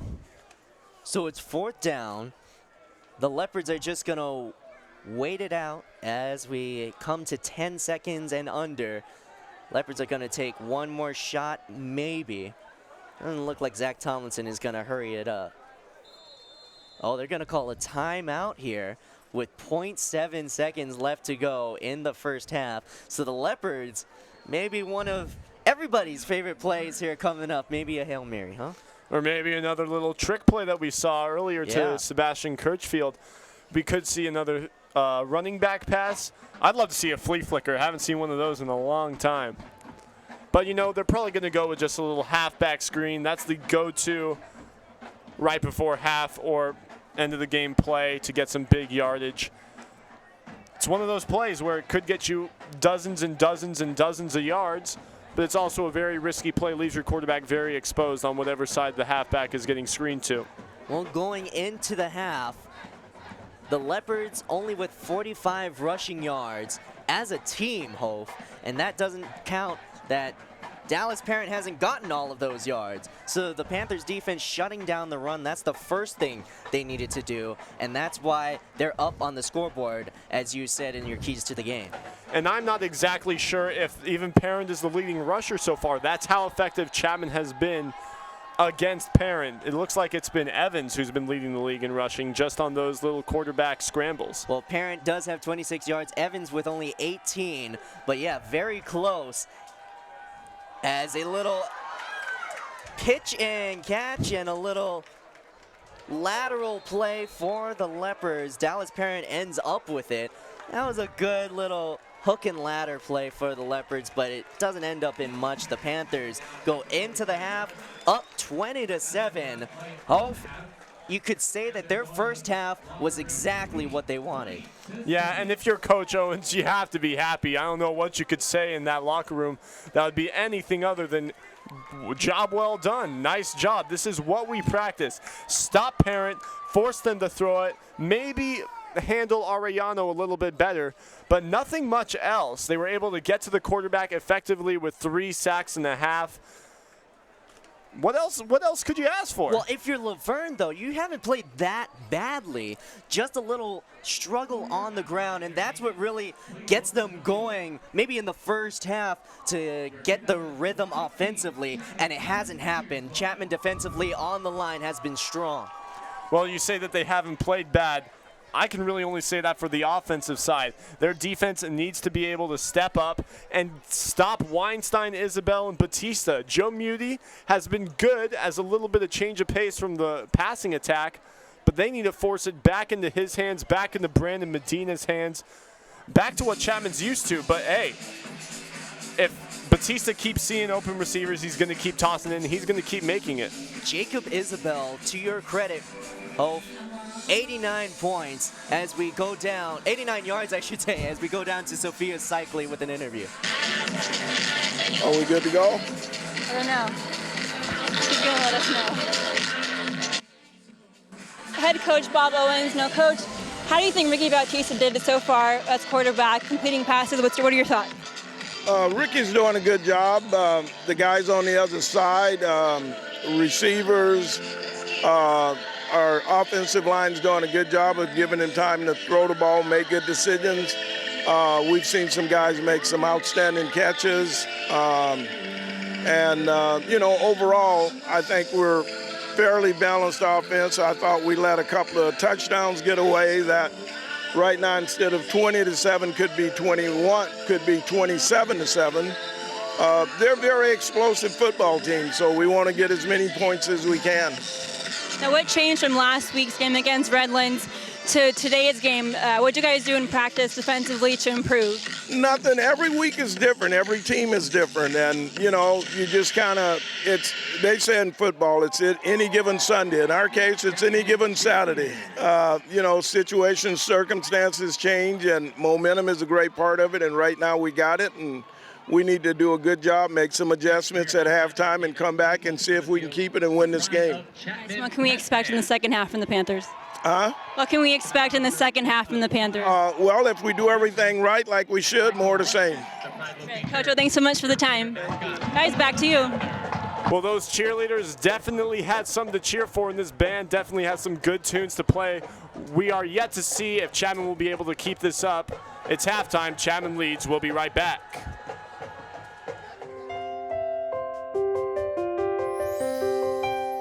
Follow your dreams. Chapman University, a diverse, well-rounded education. Art, dance, music, theater.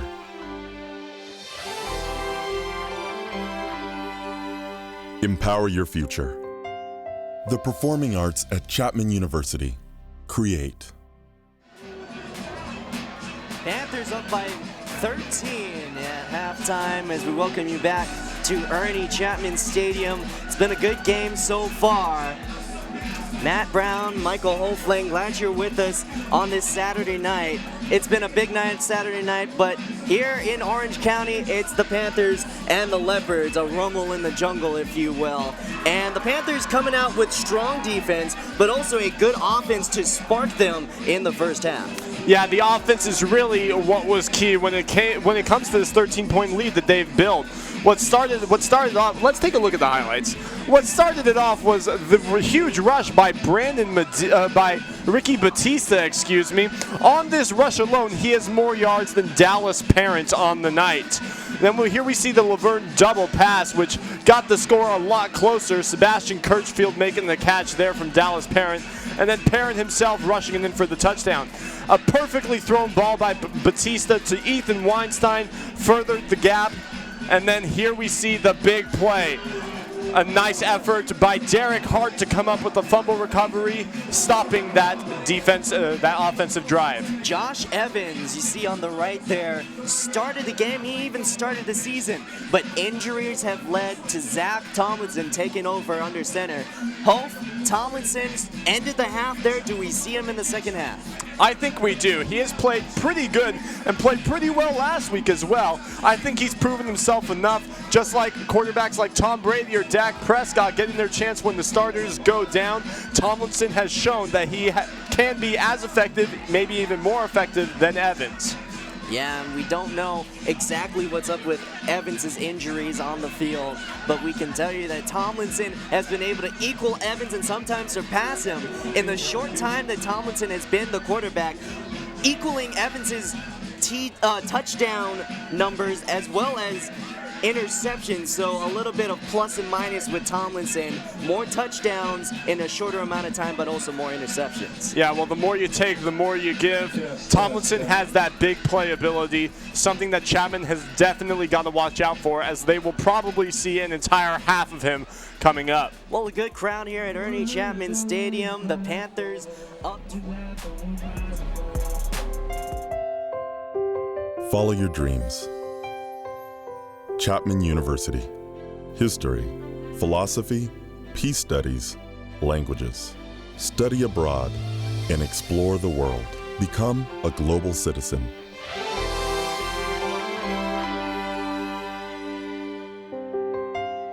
The Wilkinson College at Chapman University. Invest your humanity. Lead.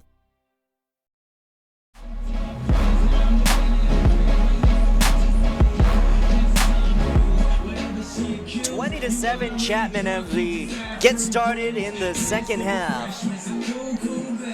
The Panthers received the opening kickoff, so they'll kick to start this third quarter and hope the Leopards couldn't want anything more but to start the second half with the ball in their hands.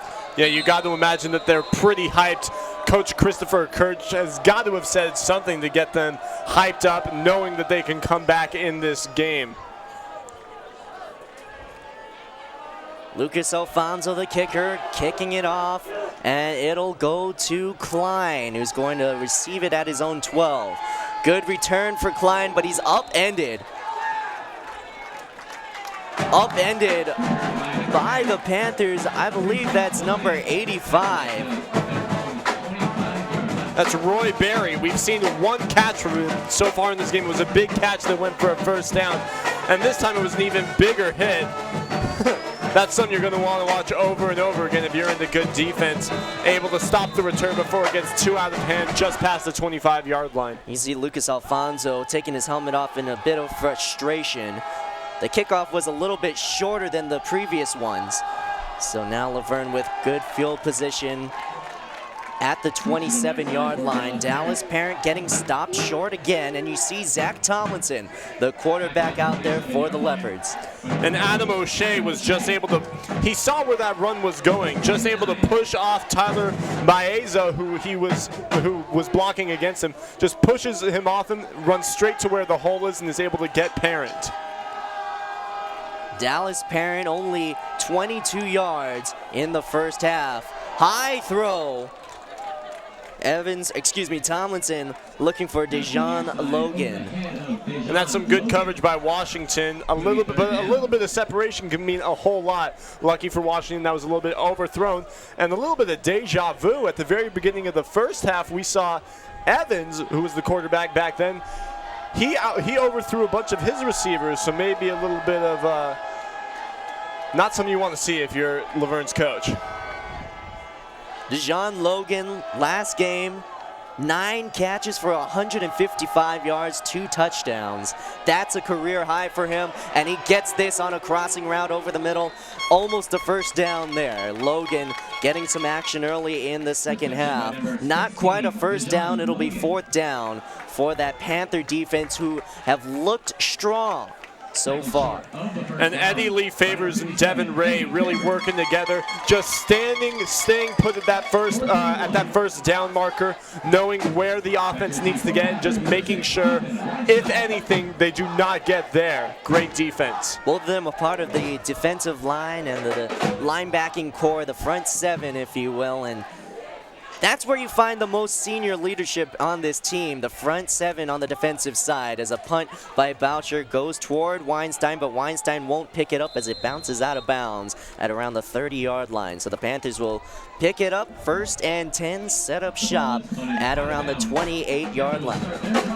A very short punt there by Laverne. Ended up about 12 yards in front of where Weinstein was setting up. Chris Williams encouraging the teammates there. The defense looking good for the Panthers, and it really starts with stopping the run. The Leopards started with Parent on that first down drive and just couldn't get anything, and it seems to just stall their offense altogether as Weinstein gets a swing pass outside. Pretty good block by Mark Pachork up the field, and Weinstein able to get close to the first down marker. At the 34-yard line. We talk about this pass here. Look at the block by Pachorek. Only one man was going to get him, and Weinstein is able to get around the block there and get some additional yards, probably 3 extra yards that he shouldn't have gotten if not for the good block. Excuse me, did I say that was close to the first down marker? That was really only halfway. So they have 2nd and 5 here as Isabel unable to reach down and get it by his shoelaces. So the second underthrown ball we've seen from Batista in this game. First one got a little bit of a lucky break, pass interference call, but this time just can't find Isabel. Ironically, Isabel was the target on both of those throws. This time, no break here, and we haven't seen a lot of that from Batista.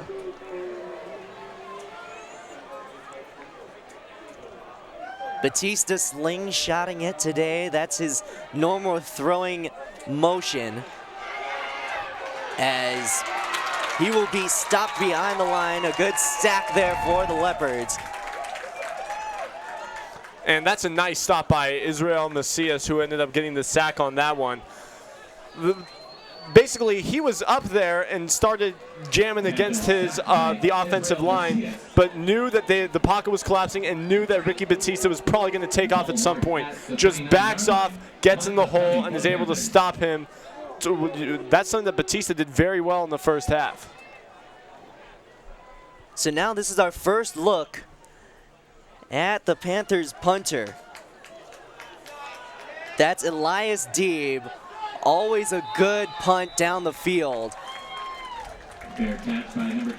Fair caught by Parent at the 30-yard line. Going to be marked at the 32. And Elias Deeb, you mentioned it's always a good punt. That's an understatement. He's averaging over 45 yards per punt, has knocked at least 6 within the opponent's 20-yard line. And he's just a freshman. He's going to be great on special team for years to come for this Chapman team. Deeb had 3 punts for 120 yards last game, 2 of them inside the 20-yard line. That is 40 yards a punt, Hof. And you think that's good? I mentioned he averages over 45 on the season, so he's had even better games than that. You see another run there by the Leopards, and just nothing doing up the middle. Dallas Parent seems to keep going toward his left guard and his center, and it just doesn't seem to be, there doesn't seem to be any room for Parent to maneuver through. Yeah, that left side, Austin Pica, Adam O'Shea, and Eddie Lee Favors, they have just been stacking him up.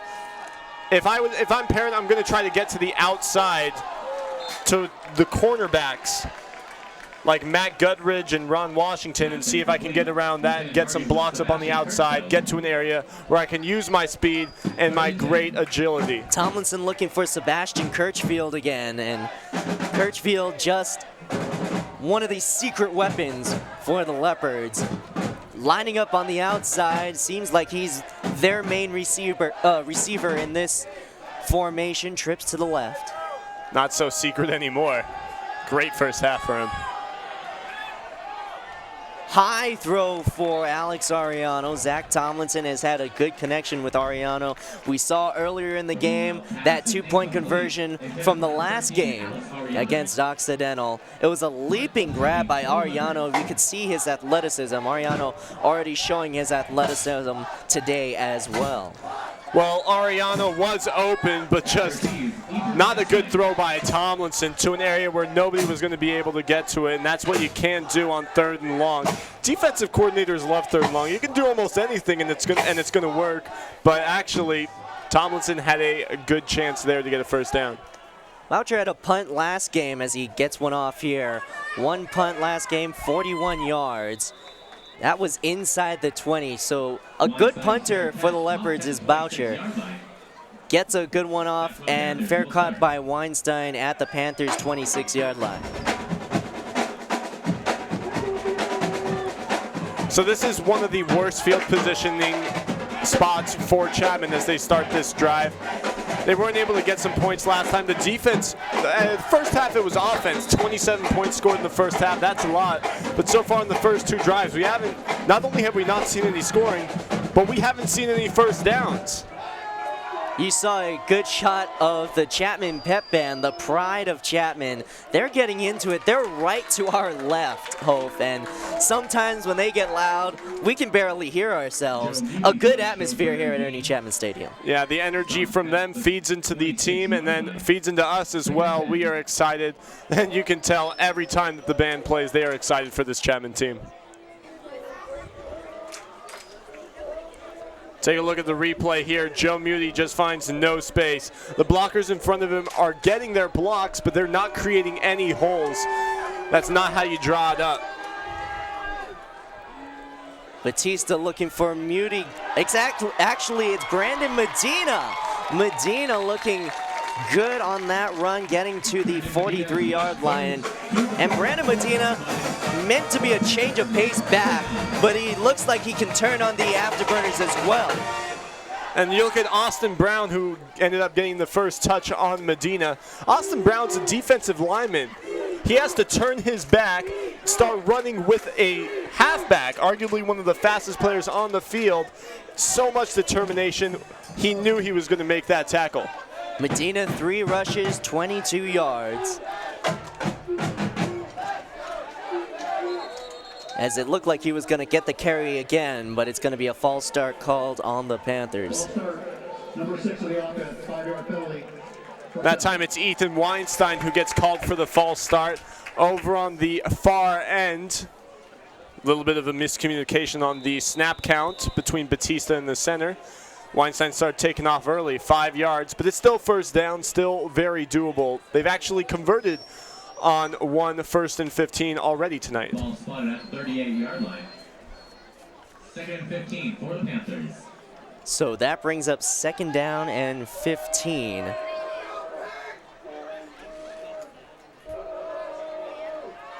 Ricky Batista rolling to his right, getting away from the initial pressure put on the Panthers by the Leopards' Austin Brown. But Brown unable to get to him in the backfield. Batista able to get a couple yards out of it. And Batista opting to run it there. He had Walker open down the middle, down the field. Saw his eyes go there for a second, but decided it was just a little bit too risky. Not really looking to possibly throw an interception and put the momentum in Laverne's favor. Goes for the safer route and gets a couple yards. And actually that was first down. They replayed the down, 1st and 15, so that was a safe play by Batista to almost get back to the original line of scrimmage. 2nd down and 13, he looks left, trying for Jacob Isabel across the 50, but he's unable to get a hand on it. Just a little high. Ricky Batista looking a little bit too powerful. And that's kind of uncharacteristic of Batista because he's one of the more accurate throwers we've seen at Chapman.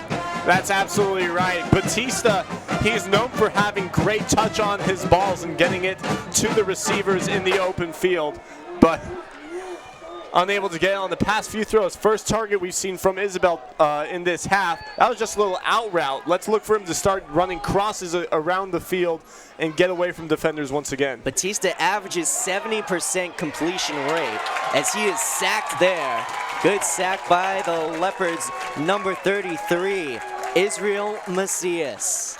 And Macias has been the man for Laverne's defensive unit so far in this half. Already 2 sacks just in under 7 minutes in this third quarter.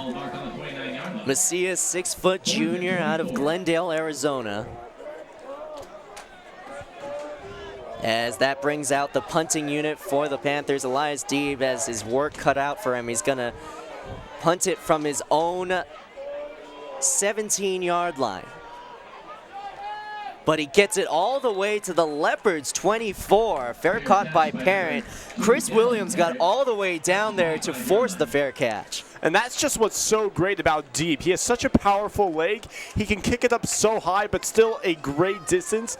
And that hang time allows the Gunners, Chris Williams and company, to get down the field so fast and really not allow Klein and Brodus to return. Shows you how valuable Chris Williams is. He's your #1 defensive back, and he's also one of your gunners on special teams, able to get down there in a hurry. Chris Williams lining up against Sebastian Kirchfield. Interesting matchup as they hand it off up the middle. Robert Fernandez getting the handoff there. Fernandez has come in when it seems like Parent is just struggling and can't find the holes. So we'll see if Fernandez can again change the pace for the Leopards and make do with what he has. Well, Fernandez arguably had a more effective set of downs than Parent in that first half. Only 1 set of downs, but rushed for a first down, had some good routes run on pass plays. Overall, a great first half for him, even though he was only in for 1 series. Good defense there by the Panthers' number 23, Lorenzo Marks, and he's able to break up a potential first down and more.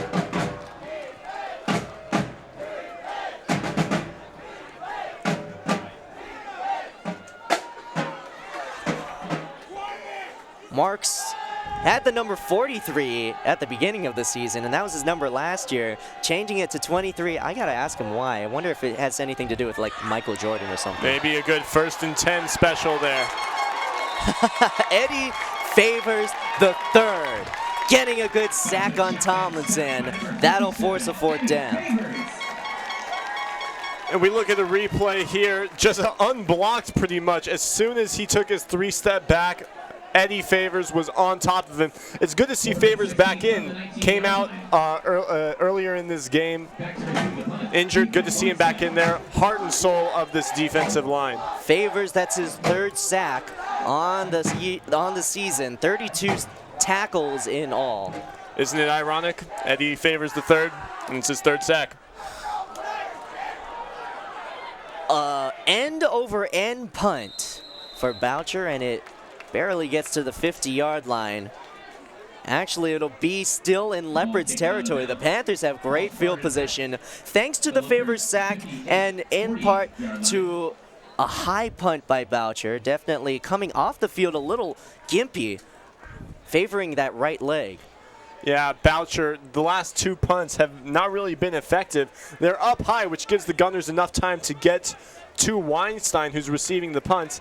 But the ball's just not getting to Weinstein, and that's something you cannot do if you're the punter. You actually wonder if he's injured right now. He's not looking too good, getting looked at the trainer on the opposite sideline as Brandon Medina gets another carry. Gets right back to the line of scrimmage, stuffed by the Leopards. And the Panthers really just looking to manage the clock now with a 2-possession lead. Alex Martinez making the stop on that one, his 2nd tackle of the game. And Martinez, everybody was blocked on that offensive line. Martinez making the step up, and that's something you love. Something that I've noticed so far in this game is that Laverne loves to run a 4-3 defense with man-on-man across the board.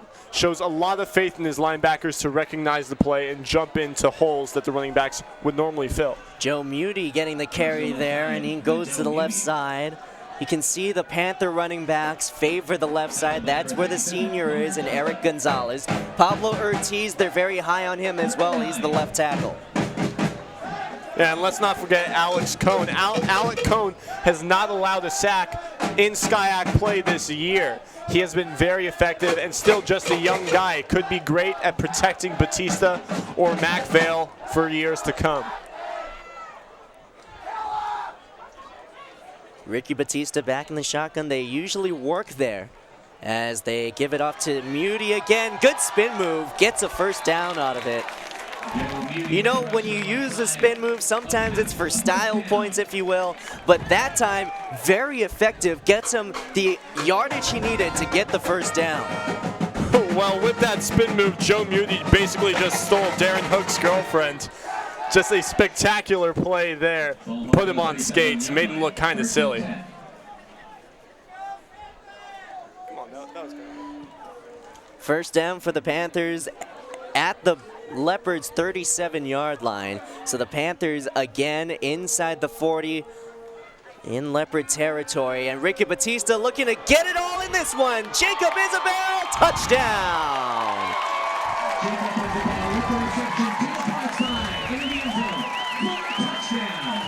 Well, apparently Isabel is just matchup proof. On the coverage there was James Ferraro, the team of the week defensive back for Laverne, and he was beat immediately off the line, no more than 5 yards down the field. Batista saw it instantly, just 2 steps, and said, oh, Isabel's got it, let me just throw it up to him.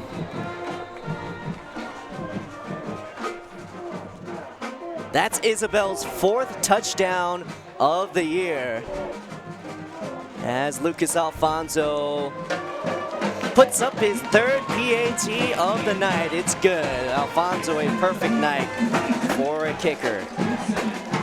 Jacob Isabel's long was 61 yards this year. That one not nearly long enough, but the throw from Ricky Batista a little short. He had to use his athleticism to actually backtrack and get the ball before going into the end zone. Well, that just shows how great Isabel was on that route. He actually faked a little bit of an in route, which caused Ferraro to come in. And when he saw that Ferraro bit on the fake, Isabel just took off, and that allowed Isabel to get so much room he was able to backtrack without causing too much of a disadvantage. Panthers up 27-7. That's the 20-point lead they would like as we head under 5 minutes to go in the 3rd quarter. First half, we saw a score on the very first drive, just a minute into play. This time we had to wait over 10 minutes to see the first score in the second half. Another shorter kick from Alfonso, but it hangs in the air well. Good opportunity for the Panthers special teams to get after Ezra Brodus, who gets to about the 26-yard line. And Brodus was stopped by Devin Kelly, who's still on the ground. Kelly got trucked a little bit there, but that's a good effort by him to stick with Brodus, who was coming in with a lot of speed. Yeah.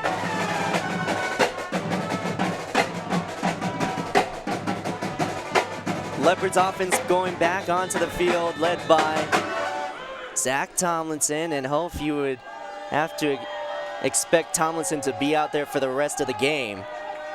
Not too sure if Josh Evans has re-aggravated that previous injury that got him out of the game before.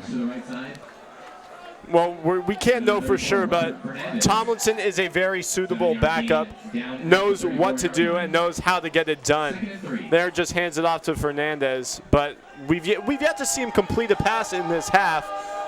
Once he finds his groove, he's going to be very difficult to beat.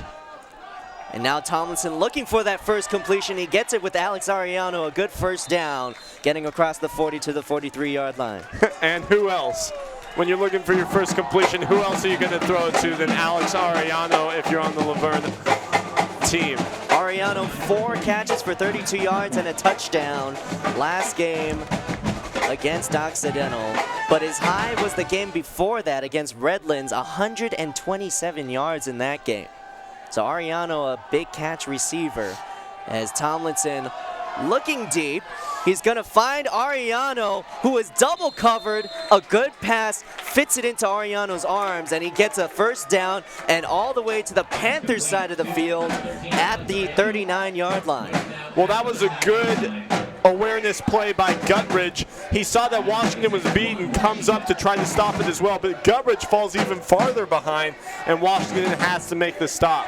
Nice route by Arellano. Arellano, so talented, so quick and athletic. He's able to beat a good defensive back in Ron Washington and also Matt Guttridge. And you wonder now, Chris Williams has now stopped singling out Arellano. Does that open up an opportunity for the Leopards? It definitely does. Williams is over on the far side. Looks like he's guarding Brodus. But hey, you got to give what you got to take what the defense gives you, and if Williams is not on Arellano, you can expect a lot of throws to go his way. Arellano in motion, it's a swing pass. Good defense by the Panthers. They're able to swarm around him. Eddie Favors the third, able to make the tackle as Arellano barely gets across the line of scrimmage. And that was Lorenzo Marks, who came all the way from safety territory, saw immediately where that play was going, and before the pass even got to Arellano, Marks was less than 5 yards away. 5'10" senior from Brea, Lorenzo Marks is one of the leaders on this team. He leads that secondary. You can see him right now if you look at the defense. Marks directing traffic back there as a safety. Unable to handle it is Robert Fernandez, and Fernandez almost trying to pick it up and treat it like a fumble. That was close to disaster for the Leopards. Close, but no cigar. Chapman choosing to go with a cover one defense there, and it looked like that play might have worked because everybody was in a zone and wasn't allowed and wasn't able to leave their zone until the pass was completed. So only 2 Chapman defenders were in the area if that pass was completed. Leopards too far for a field goal, too close for a punt, and they may get some help from the Panther defense unless that's an offside on the offensive side, and it is a false start. So the Leopards gonna back it up here, and that'll give them room for a punt. You could maybe credit the aggressive nature of the Panthers defense. They seem so much more confident now than maybe the past few games. Well, they can be confident, and that shows a lot about the coaching staff, able to build that confidence, especially after a week where they gave up 31 points and really looked like a lower-class team against Redlands. But they have proven themselves tonight against a tough Laverne team. Boucher looking to pass a fake punt play, hits the back of a front offensive lineman there. That actually hit the back of the head of Justin Manson, who was blocking ahead. So you have to assume Justin Manson was the go-to receiver on that play, but just not able to turn around in time. Panthers hosting the Sports Fest today, October 22nd. And they had a lot of teams at home, one team on the road, women's soccer, unable to get the win, but volleyball and men's soccer able to get victories at home today. Men's soccer, a good story there. They're fighting for their playoff lives. They have a few seniors on the team that really want to get their SCIAC championship. And it seems like they're stepping up their play now as Ethan Weinstein able to make the play across the 50 for a first down. You talked about that soccer team. I was able to talk with Coach Carrillo earlier in this week, and he made sure I knew that Chapman was the best team in the conference. When they are on their game, nobody's going to beat them. And that was a tough team. Redlands, #1 team in the conference in men's soccer, able to handle them. Panthers seem to step up their game, and Eddie Carrillo, to his credit, getting his 200th win on Wednesday, 200th win of his career. As Darren Nishi gets the handoff and goes right up the middle. What a huge pocket for him to burst through and get a first down. And that was a huge block by Jimmy Vreeland and Alec Cohn on the offensive line. You see here, pushing them out way to the left side, pretty much outside of the pocket even. Great offensive line play. Excellent play drawn up by the Panthers there. Nishi stays in. And they're going to get a new call from the sidelines. You know, Darren Nishi is one of those backs that just has to stay patient. He doesn't get the call too often, but when he does, you can just see the excitement on his face, or in his body language, you could say, as he goes up the middle there, gets a couple of yards. Darren Nishi, 5'8" junior from Sacramento. First person to touch Nishi on that play was Alexander Martinez, his third tackle of the game. And Martinez seems to be able to come up big when they need him. Right after big plays twice now, Martinez has come up and made a tackle for a very short gain. Nishi comes off the field and back on their workhorse, Joe Muti. Batista seems to have a good snap count going. The Leopards have been biting, trying to be over-aggressive on the snap count, almost drawing and an encroachment call or offsides call from the referees, but the Panthers haven't been able to really snap the ball at that time. They always look to the sidelines, get a change of call. Well, yeah, and Batista just managing the game so well, because when those offside plays, as I like to call them, don't work, Batista just very quickly looks over to the sideline, gets his play, and knows what he has to do.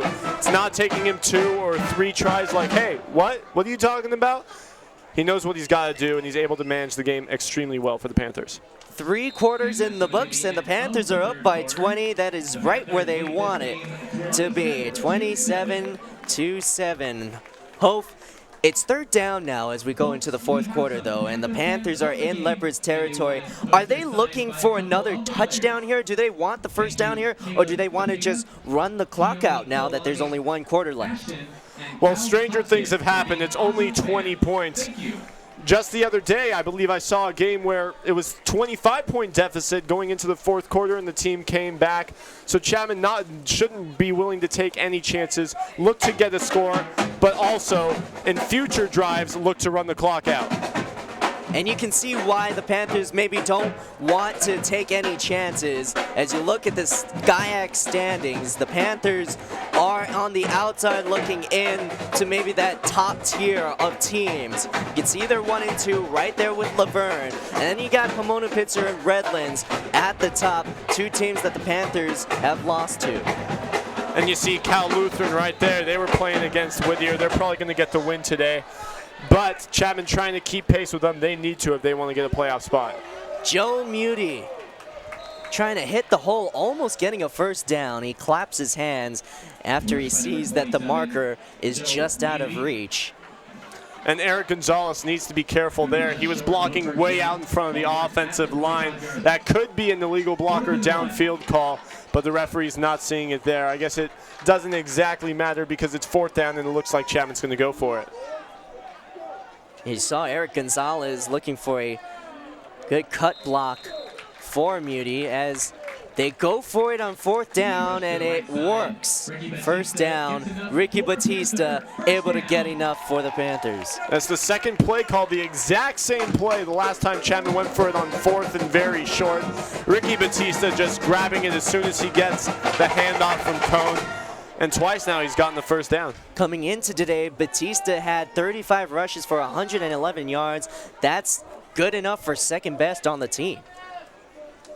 And he's got more rushing touchdowns than Joe Muti, who's first on the team. Just shows how effective he is as a rusher, knowing when to rush and being able to find holes as well. Batista back to pass this time. Good lob for Weinstein, who just couldn't get his hands on it. It seemed like a perfect little lob over the defender, and Weinstein just couldn't elevate that extra inch for it.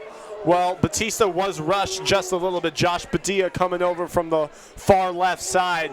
If that was a second later, that might have caught the back of the arm. See, you can see here, just in time and just out of the reach of Weinstein. Good angle there from our CSBN crew. 27-7. You have number 27 in the running back here. You would guess it goes to him, and it does. Joe Muti, good hurdle, gets a good chunk of yards inside the red zone now. A very nice pancake block over there by Jimmy Vreeland. That's who he hurdled over. You look here, just knocks him on the floor. Not really anything you can do if you're Laverne there. A good offensive lineman will get on top of you and not allow you to get any appendages up to stop the running back. Of course, that's the kind of mindset you want out of a running back, looking to get as many yards as possible in any way he can get it. Yeah, so actually some Laverne defenders were coming around each side of those two players on the floor, but jumps over right in the middle of them. And Batista puts his knee down on the ground as he tripped. That is a down, loss of down for the Panthers because, I mean, maybe in the NFL, if you're not touched, you can get up and go again, but not in college. If you're down, you are down. And now it's 4th down for the Panthers. That makes it a little bit harder for Lucas Alfonso. On the right hash, it's going to be a 39-yard field goal attempt. Made one from 40 last week. We know he's got it in him. Ethan Weinstein, a good hold. Oh, a great kick from Alfonso. It is through. The field goal is up and good. Lucas Alfonso, 3rd field goal of the day. He's 3 for 3 on extra point attempts as well. He's definitely seemed to have hit his stride here in the middle of the season. And James Ferraro, so close to blocking that one, gave absolutely all of his effort, able to get around his block. That was Dominic Ashley, but just not in time. And Lucas Alfonso, when he doesn't feel pressure, he's going to get it. So calm, so cool, so great as a kicker. Now we talk about a 23-point lead for the Panthers. That's a good 3 possessions, a good 3 touchdowns, and maybe a couple of 2-point conversions, which I'm not going to say that Laverne can't get because they got that last week, but definitely makes it harder for Laverne to come back. And especially because a lot of times on 2-point conversions, you want to hand it off to your running back who's usually going to get 2 yards, but Dallas Perrin has not been effective. He's been held to 1 or not even any yards on a lot of carries tonight. Good kick from Alfonso there. Drove Klein all the way back to his own 2-yard line. You would think that the wind is blowing that way because the ball was able to carry so much farther, but you look at the wind, the flags in the south end of the field, and it's just not really blowing, not even a zephyr, as you would think Vin Scully would say. Well, maybe Lucas Alfonso just got a hold of it that time. On the last 2 kickoffs, we saw him sort of like a little bit disappointed with his head down after him because they were a little bit short, but this time gets it way back, and he's a little bit happier with himself right now. Zach Tomlinson handing it off to Dallas Parent, and Parent looks to go up the middle first every time. That time he was able to bounce to the outside. But you would think maybe a change of game plan for Parent, a little mindset change to avoid that plug up the middle from the Panthers defense. No holes were created. You see there, bounces out to the outside. From the get-go, I've said that Parent needs to be able to get to the outside. Hasn't really gone there, but maybe he should start if he wants to bring Laverne back into this game. Another handoff, and going up the middle again is Parent, and good defensive line play by the Panthers. Definitely an improvement over from the last few games, that's for sure. And on that stop was Adam O'Shea and Eddie Favors, just manhandling the offensive line of Laverne, not creating any holes, filling holes when they need to. Don't forget Austin Pica, Dominic Luca, and Derek Hart, who have also been so great in this game.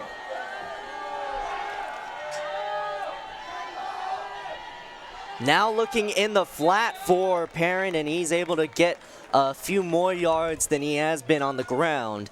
But Parent not near enough to the first down marker for them to go for. Oh, well, they're going to go for it anyway, as you look at the replay here.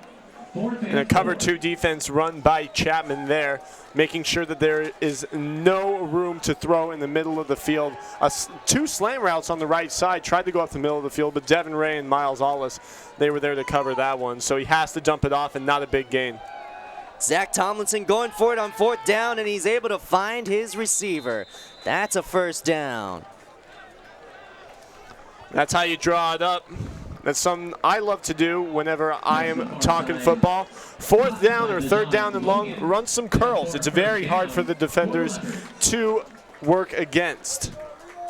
That was Dejon Logan on the reception, and he was able to run a good curl route that was just the amount of yardage that they needed. Now Zach Tomlinson looking back to Dejon Logan, and he finds him. Logan, good hands there, because I think Ron Washington might have hit him early. And Derek Hart was so close to tipping that one at the line. Good awareness by Ron Washington to come up and make the tackle as soon as Logan made the play. You see here actually starts to come in, reading the quarterback's eyes very well, but just some nice hands by Logan to hold on to that one and cause 2nd and manageable. 2nd and 5 for Tomlinson as he directs traffic. He thought of that play there for Alex Ariano. He was able to say, hey, Alex, stay right there. I'm going to swing it to you and go around your blocker in Kirchfield. But he wasn't able to make it happen as the Panthers were able to tackle him right away. Devin Kelly on the tackle. I'm not sure that's a very good defensive read by Tomlinson. Looking over on the left side, Devin Kelly and company were over there. 3 people against 1 blocker and 1 receiver. You're not going to get that 9 times out of 10.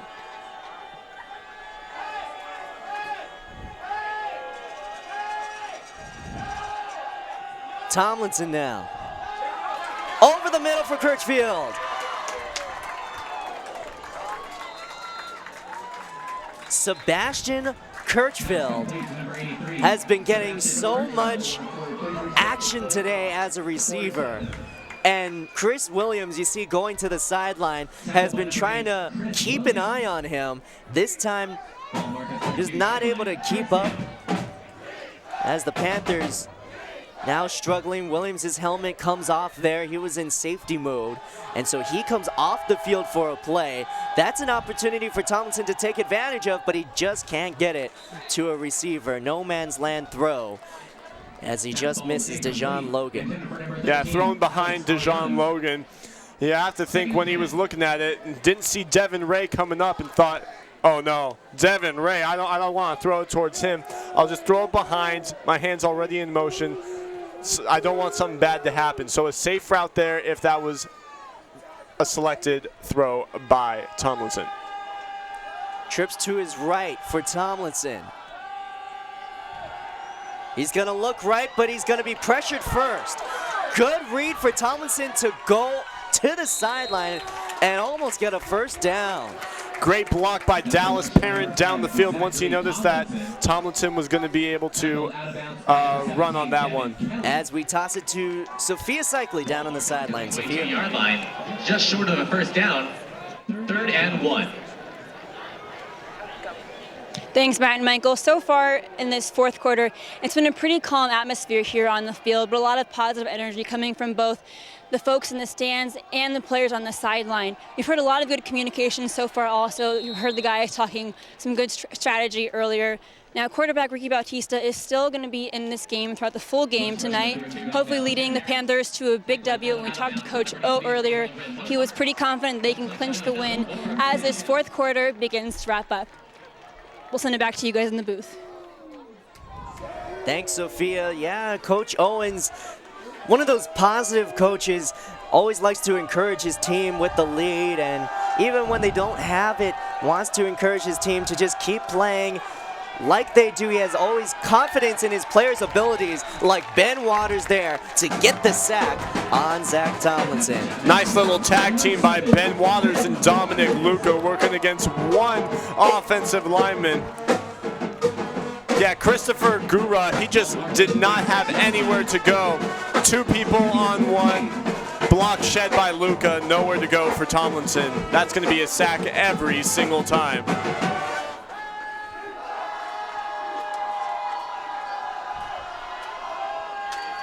Tomlinson getting Klein over the middle, and Klein, who has only touched the ball in kick returns, getting his first reception there and getting it inside the 10-yard line.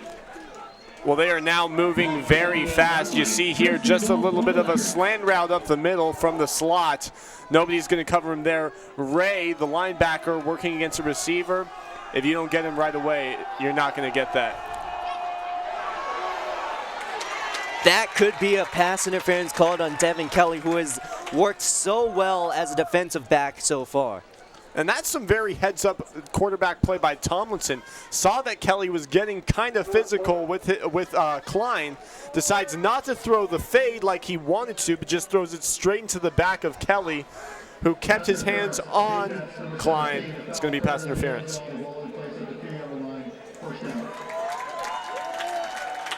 Ball is placed on the 2-yard line. The Panthers looking for a good goal line defense here. We've seen it before, especially in the previous 2 home games, but it's definitely much harder with Dallas Parent on the field. Parent already with a goal line touchdown in this game, and we'll see if he gets the call here.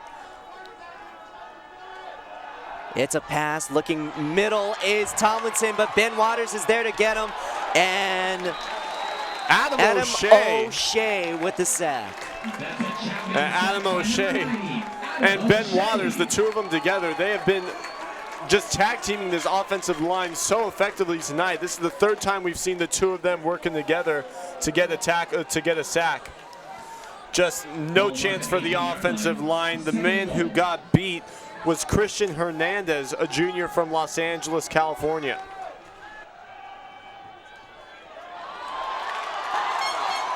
Ben Waters getting the sack and a fumble.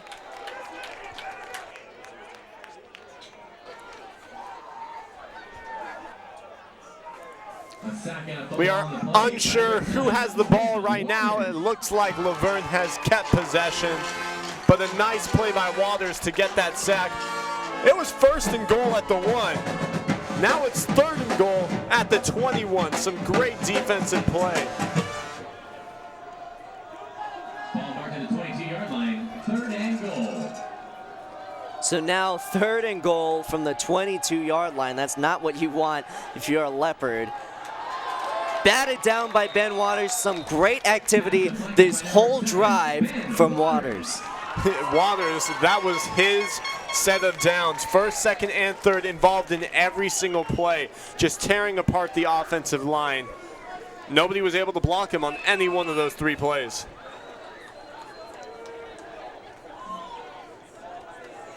Ben Waters with 23 tackles, 2 sacks on the season coming into this game.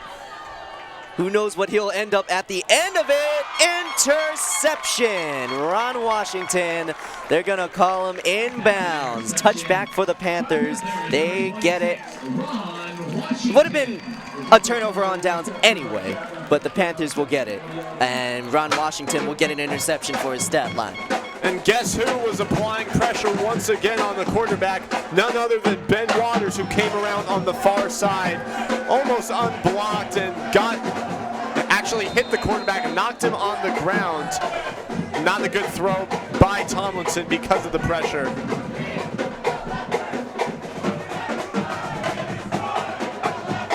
Just look at that, 4th down conversion. Chapman 4 for 7, been very effective.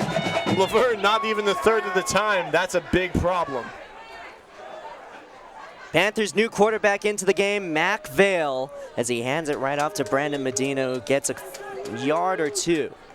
Something you can expect to see from Mac Vale is more pocket passing, relying on that offensive line to buy him time and allow the receivers to get open on their own. Batista likes to run outside of the pocket, but throwing on the run is very difficult.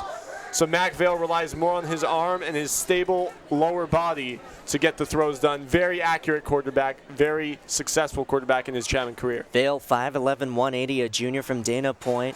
Started 2 games this season, Linfield and Pomona Pitzer. He has a 60% completion rate. As he hands that one off, it looked like it was Kayvon Amenzaita with the carry, and he loses about a half a yard on the play. Before this game, a lot of Laverne media places, they were talking about how this was a very good matchup for Laverne. Laverne was averaging 31 points a game compared to Chapman's 17. They had more than 20 more first downs compared to Chapman. They thought, wow, Laverne's offense is just going to be able to run all over this Chapman defense, especially because Chapman's defense was allowing more than 180 yards on the ground per game, with Dallas Parent, the leading all-purpose yard leader, on their side.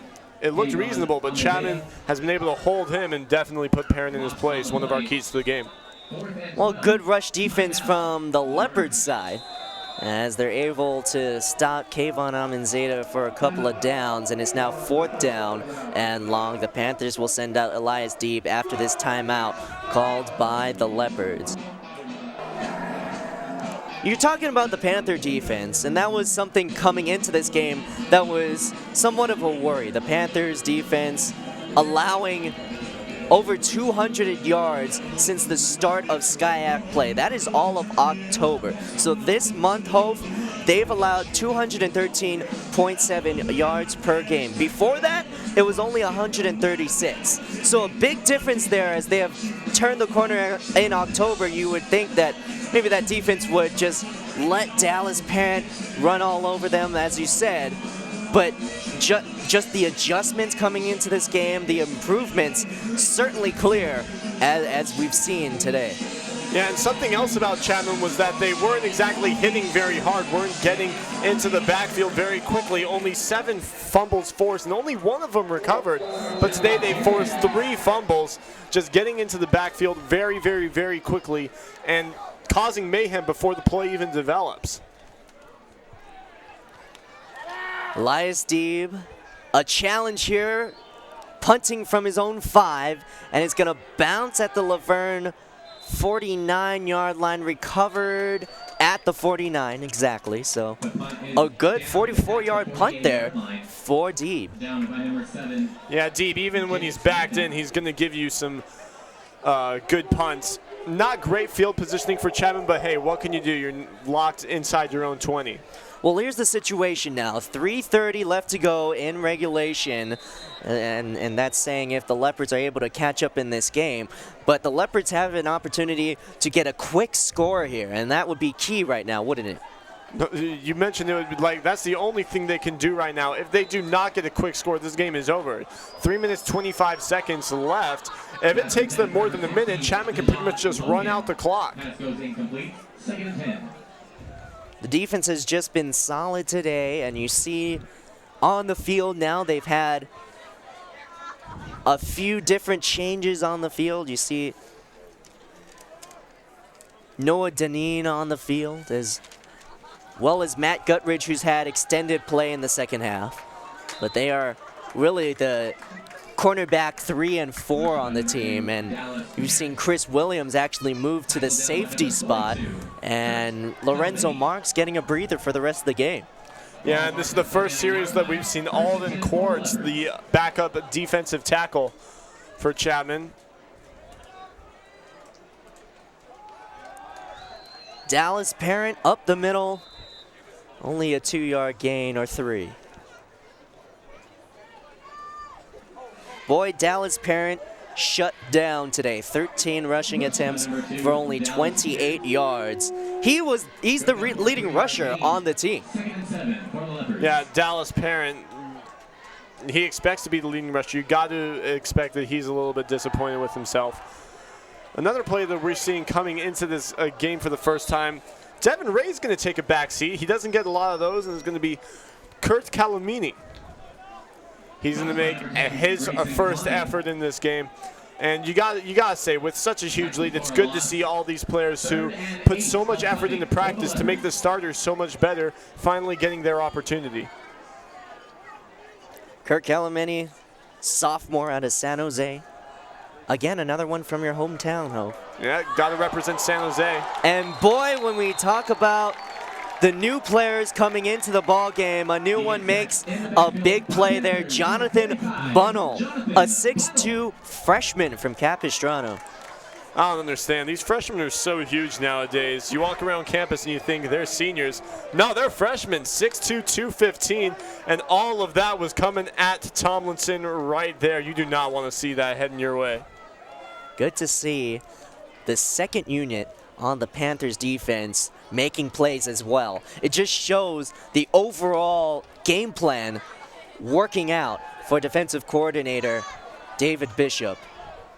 As Zach Tomlinson looks sideline, can't find his man, turnover on downs. The Panthers are going to walk onto the field looking for that win in a minute 16 left.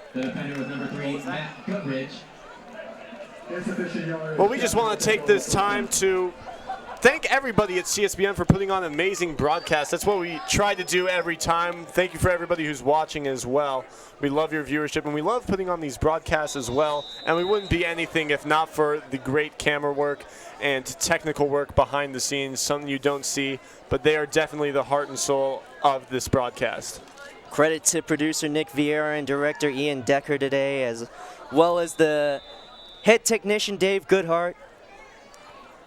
Leaders of this squad, and definitely a thank you to the rest of the crew here at CSBN. All that hard work coming in 7 hours early before the game, in the hot sun, setting up while a soccer game is going on.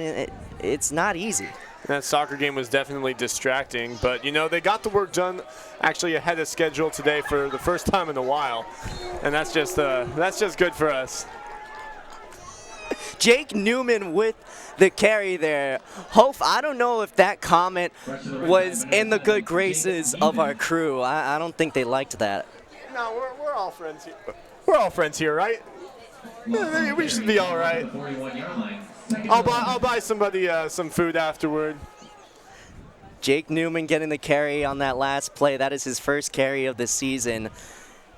Newman, a 5'9 freshman from Escondido. It's good to see new players getting into the game, and we haven't been able to see that a lot this season, as the Panthers have had closer games, haven't been able to get their backups in, as Jake Newman breaking out a big run all the way inside the 20, actually right at the 20-yard line. And Mikhail Bunce got knocked over on that play.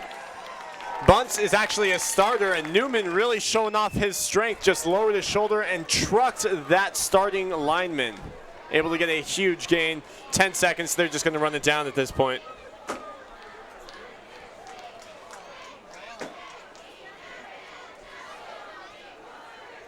They were going to line up in victory formation for a quarterback kneel, but the Panthers realized that they could let the clock run out, and they come away victorious 30-7 over the Laverne Leopards. A good win today for the Panthers, getting their season maybe back on track. They're back at 500. They're still in the hunt for the championship. Of course, they're going to need help from the people at the top to maybe get knocked down a few pegs, but the Panthers certainly are not out of it yet. And this was a game that we thought was going to be a lot closer than it was, but hey, we love seeing blowouts by Chapman, really showing their stuff, showing that they can compete with absolutely every team in the SCIAC conference. And they're going to have to, at a 2-2 record, still looking up, but definitely within reach. And now, Hope, we look forward to the season, looking ahead at the Chapman schedule. You see that Chapman's going to go to Cal Lutheran, another tough game for them on the road. And the Panthers, next 3 games at 1 o'clock p.m. Does that make a difference? Well, we haven't seen a game at 1 o'clock yet for the Panthers. Time of day could be an issue, but I don't think so. I think it's just going to come down to the hard work that these teams put in practice the week before, the preparation that goes into each and every single game. And you mentioned that their next game is against Cal Lutheran. That is the team that is right above them in the SCIAC conference, so that is a definite must-watch if you're a Chapman fan. And you talk about looking at big games, and Cal Lutheran is certainly one. You see Coach Bob Owens, he tells his players and he tells us a lot of the time that every game is a big game for them. And Coach Owens hugging some of the Laverne players and coaches, as he is definitely a respected alumni at Laverne. And definitely when we were able to talk with Coach Owens after the Redlands game that saw them lose by such a large amount, Coach Owens was pretty much the only person who had his head up and knew that Chapman had it in them to come out and play big when they needed to. Panthers celebrating their second SCIAC win of the season. 2-2 on the year. Michael, do you think they can actually pull it off? Maybe go undefeated the next few games and get some help at the top of the line? They can absolutely do it. Nothing is out of reach. Everything is possible. That's what you got to believe if you're Chapman, because until you are eliminated, you have to think that you are going to win it all. The Panthers, led by quarterback Ricky Batista, 236 yards, 16 for 25 through the air. Not as accurate as we've seen him in the past. He averages 70% on the year. It's awfully tough to keep up, but Ricky Batista still a solid game today. Absolutely, and something that might have to do with that, he's completed 70% on average, but today he looked a lot more down the field, a lot tougher passes. Really tried to show off his arm and had a couple big plays as well. I would look for Batista to continue trying to throw it down the field and get those big plays for as long as he remains the starter. Joe Muty, 13 attempts for 43 yards. But hey, look at Jake Newman, who came in for 2 carries. He got as many yards as the workhorse. He got 43 yards as well. Of course, helped out by that long 39-yard rushing play at the end of the game. So Newman, good to see him getting a good workload. But the Panthers overall, 401 yards on the day. That's the most yards they've gotten in any game so far this year. And so we talk about now Laverne. And Laverne under 300 yards of total offense, under 50 yards in rushing. Just a tough day offensively for Laverne. But of course, we've been giving credit to the Panther defense all night long, certainly, right? Absolutely, and one person that comes to mind is Ben Waters, who made so many great efforts getting through the offensive line, getting 3 sacks on the night and 2 knockdowns as well, and even breaking up a pass. Ben Waters, Dominic Luca, and Adam O'Shea are the names that come to mind when it comes to disrupting the offense, and especially when it comes to stopping Dallas Parent. And now you look at the receiving core for the Leopards, and sometimes you look at the players that could beat you, the players that you want to hone in on. Dallas Parent was one of them. And also, Alex Ariano on the receiving side was another one to look at for the Panthers defense. And they actually let Sebastian Kirchfield try to get all the big yardage chunks for the Leopards. He had 93 yards, but it certainly wasn't nearly enough for the Leopards to get down the field and score touchdowns. As we now go to the Chapman offensive side, Sophia Cycli has more with the star quarterback, Sophia. Thanks, guys. Enjoy my quarterback, Ricky Bautista. Ricky, first of all, congratulations on the big win tonight. Thank you. You scored the very first touchdown of the game. How important was this win for you guys tonight? You know, the first touchdown is always the most important because it's right there, 6 points on the board, and you know that gets the momentum going, and that's what we needed. We needed to come out and play hard to the very first play, and that's what we did. How did the team manage to bounce back from the Redlands game last weekend and get the W tonight? You know, yeah, it was a bummer we lost last week, but you know we fought hard in practice. You know we studied our plays. You know we got better each day, and you know we came out and came out on top with the victory. Now you were in for the whole game pretty much. What did you think of your performance tonight with the rest of the team? It's all a team effort. You know I can't do anything without good old line. Receivers running the routes because they get to DBs get distracted, and that's what opens up things for me so I can be able to run. So. Congrats on the big win, and we'll let you go celebrate. Thanks for the time. Thank you. Guys, back to you. Thanks, Sophia. Great game for Ricky Bautista. Matt Brown, Michael Hofling, thanks for joining us all night tonight. And a good show put on by Ricky Bautista. Bautista getting good rushes with his legs, but also getting throws down the field, as you said. Yeah, and a lot of that has to be. You have to include Jacob Isabel, who used his speed on very deep routes, some streaks, and some crossing routes as well to get away from his defenders and make some separation. He had a huge chunk of yardage as well as Ethan Weinstein, who, when they needed him, came up with huge plays with his great hands. Is that a tribute to Weinstein being that short yardage receiver, and then Isabel can just break free for the longer routes? That might have to do with it. Weinstein is more of a short route kind of guy, but made some deep route catches as well. You got to worry about him because if he gets any space, he's going to catch it. If he can touch it, it's in his hands. Corbin Kofor didn't get a lot of play this time, but they didn't need it because the wide receivers, Devin Kelly, Mark Pachorek, Jacob Isabel, Ethan Weinstein were so effective. Yeah, and we look back at the highlights of this game. The Panthers started out early with a Ricky Bautista toss, all the way down with Jacob Isabel in the second half. That got them on the board. And then one of the coolest plays in the game, you see Joe Muti, who finds a big hole and spin moves around the defender, something you don't see every day. Then we saw Verne get a catch. It was Sebastian Kirchfield who got a huge chunk of yardage here, actually knocked the helmet off of Chris Williams. That was a lot of yards, but to no avail. They would not score on that drive. Then we see another great play by Muti, getting around two defenders and hurdling one of his offensive linemen who made a nice pancake block. And last but not least, Jonathan Bunnell. Man we don't see a lot, but created a lot of effort. Got a nice sack. And Disneyland's fireworks, probably not celebrating the win by Chapman, but we can think that if we want to. That's one of the good things of being in Orange, California, right next to Disneyland, and you can just attribute some celebrations to their fireworks, right, Hope? Absolutely. They usually time with them pretty perfectly. Well, we thank you for tuning in to ChapmanAthletics.com or local TV for CSBN's coverage of Chapman and Laverne. Chapman coming on top, 30-7. For the great CSBN crew, for Michael Holfling, for Sophia Cycli down on the sideline, I'm Matt Brown. Thanks for watching. We'll see you next time.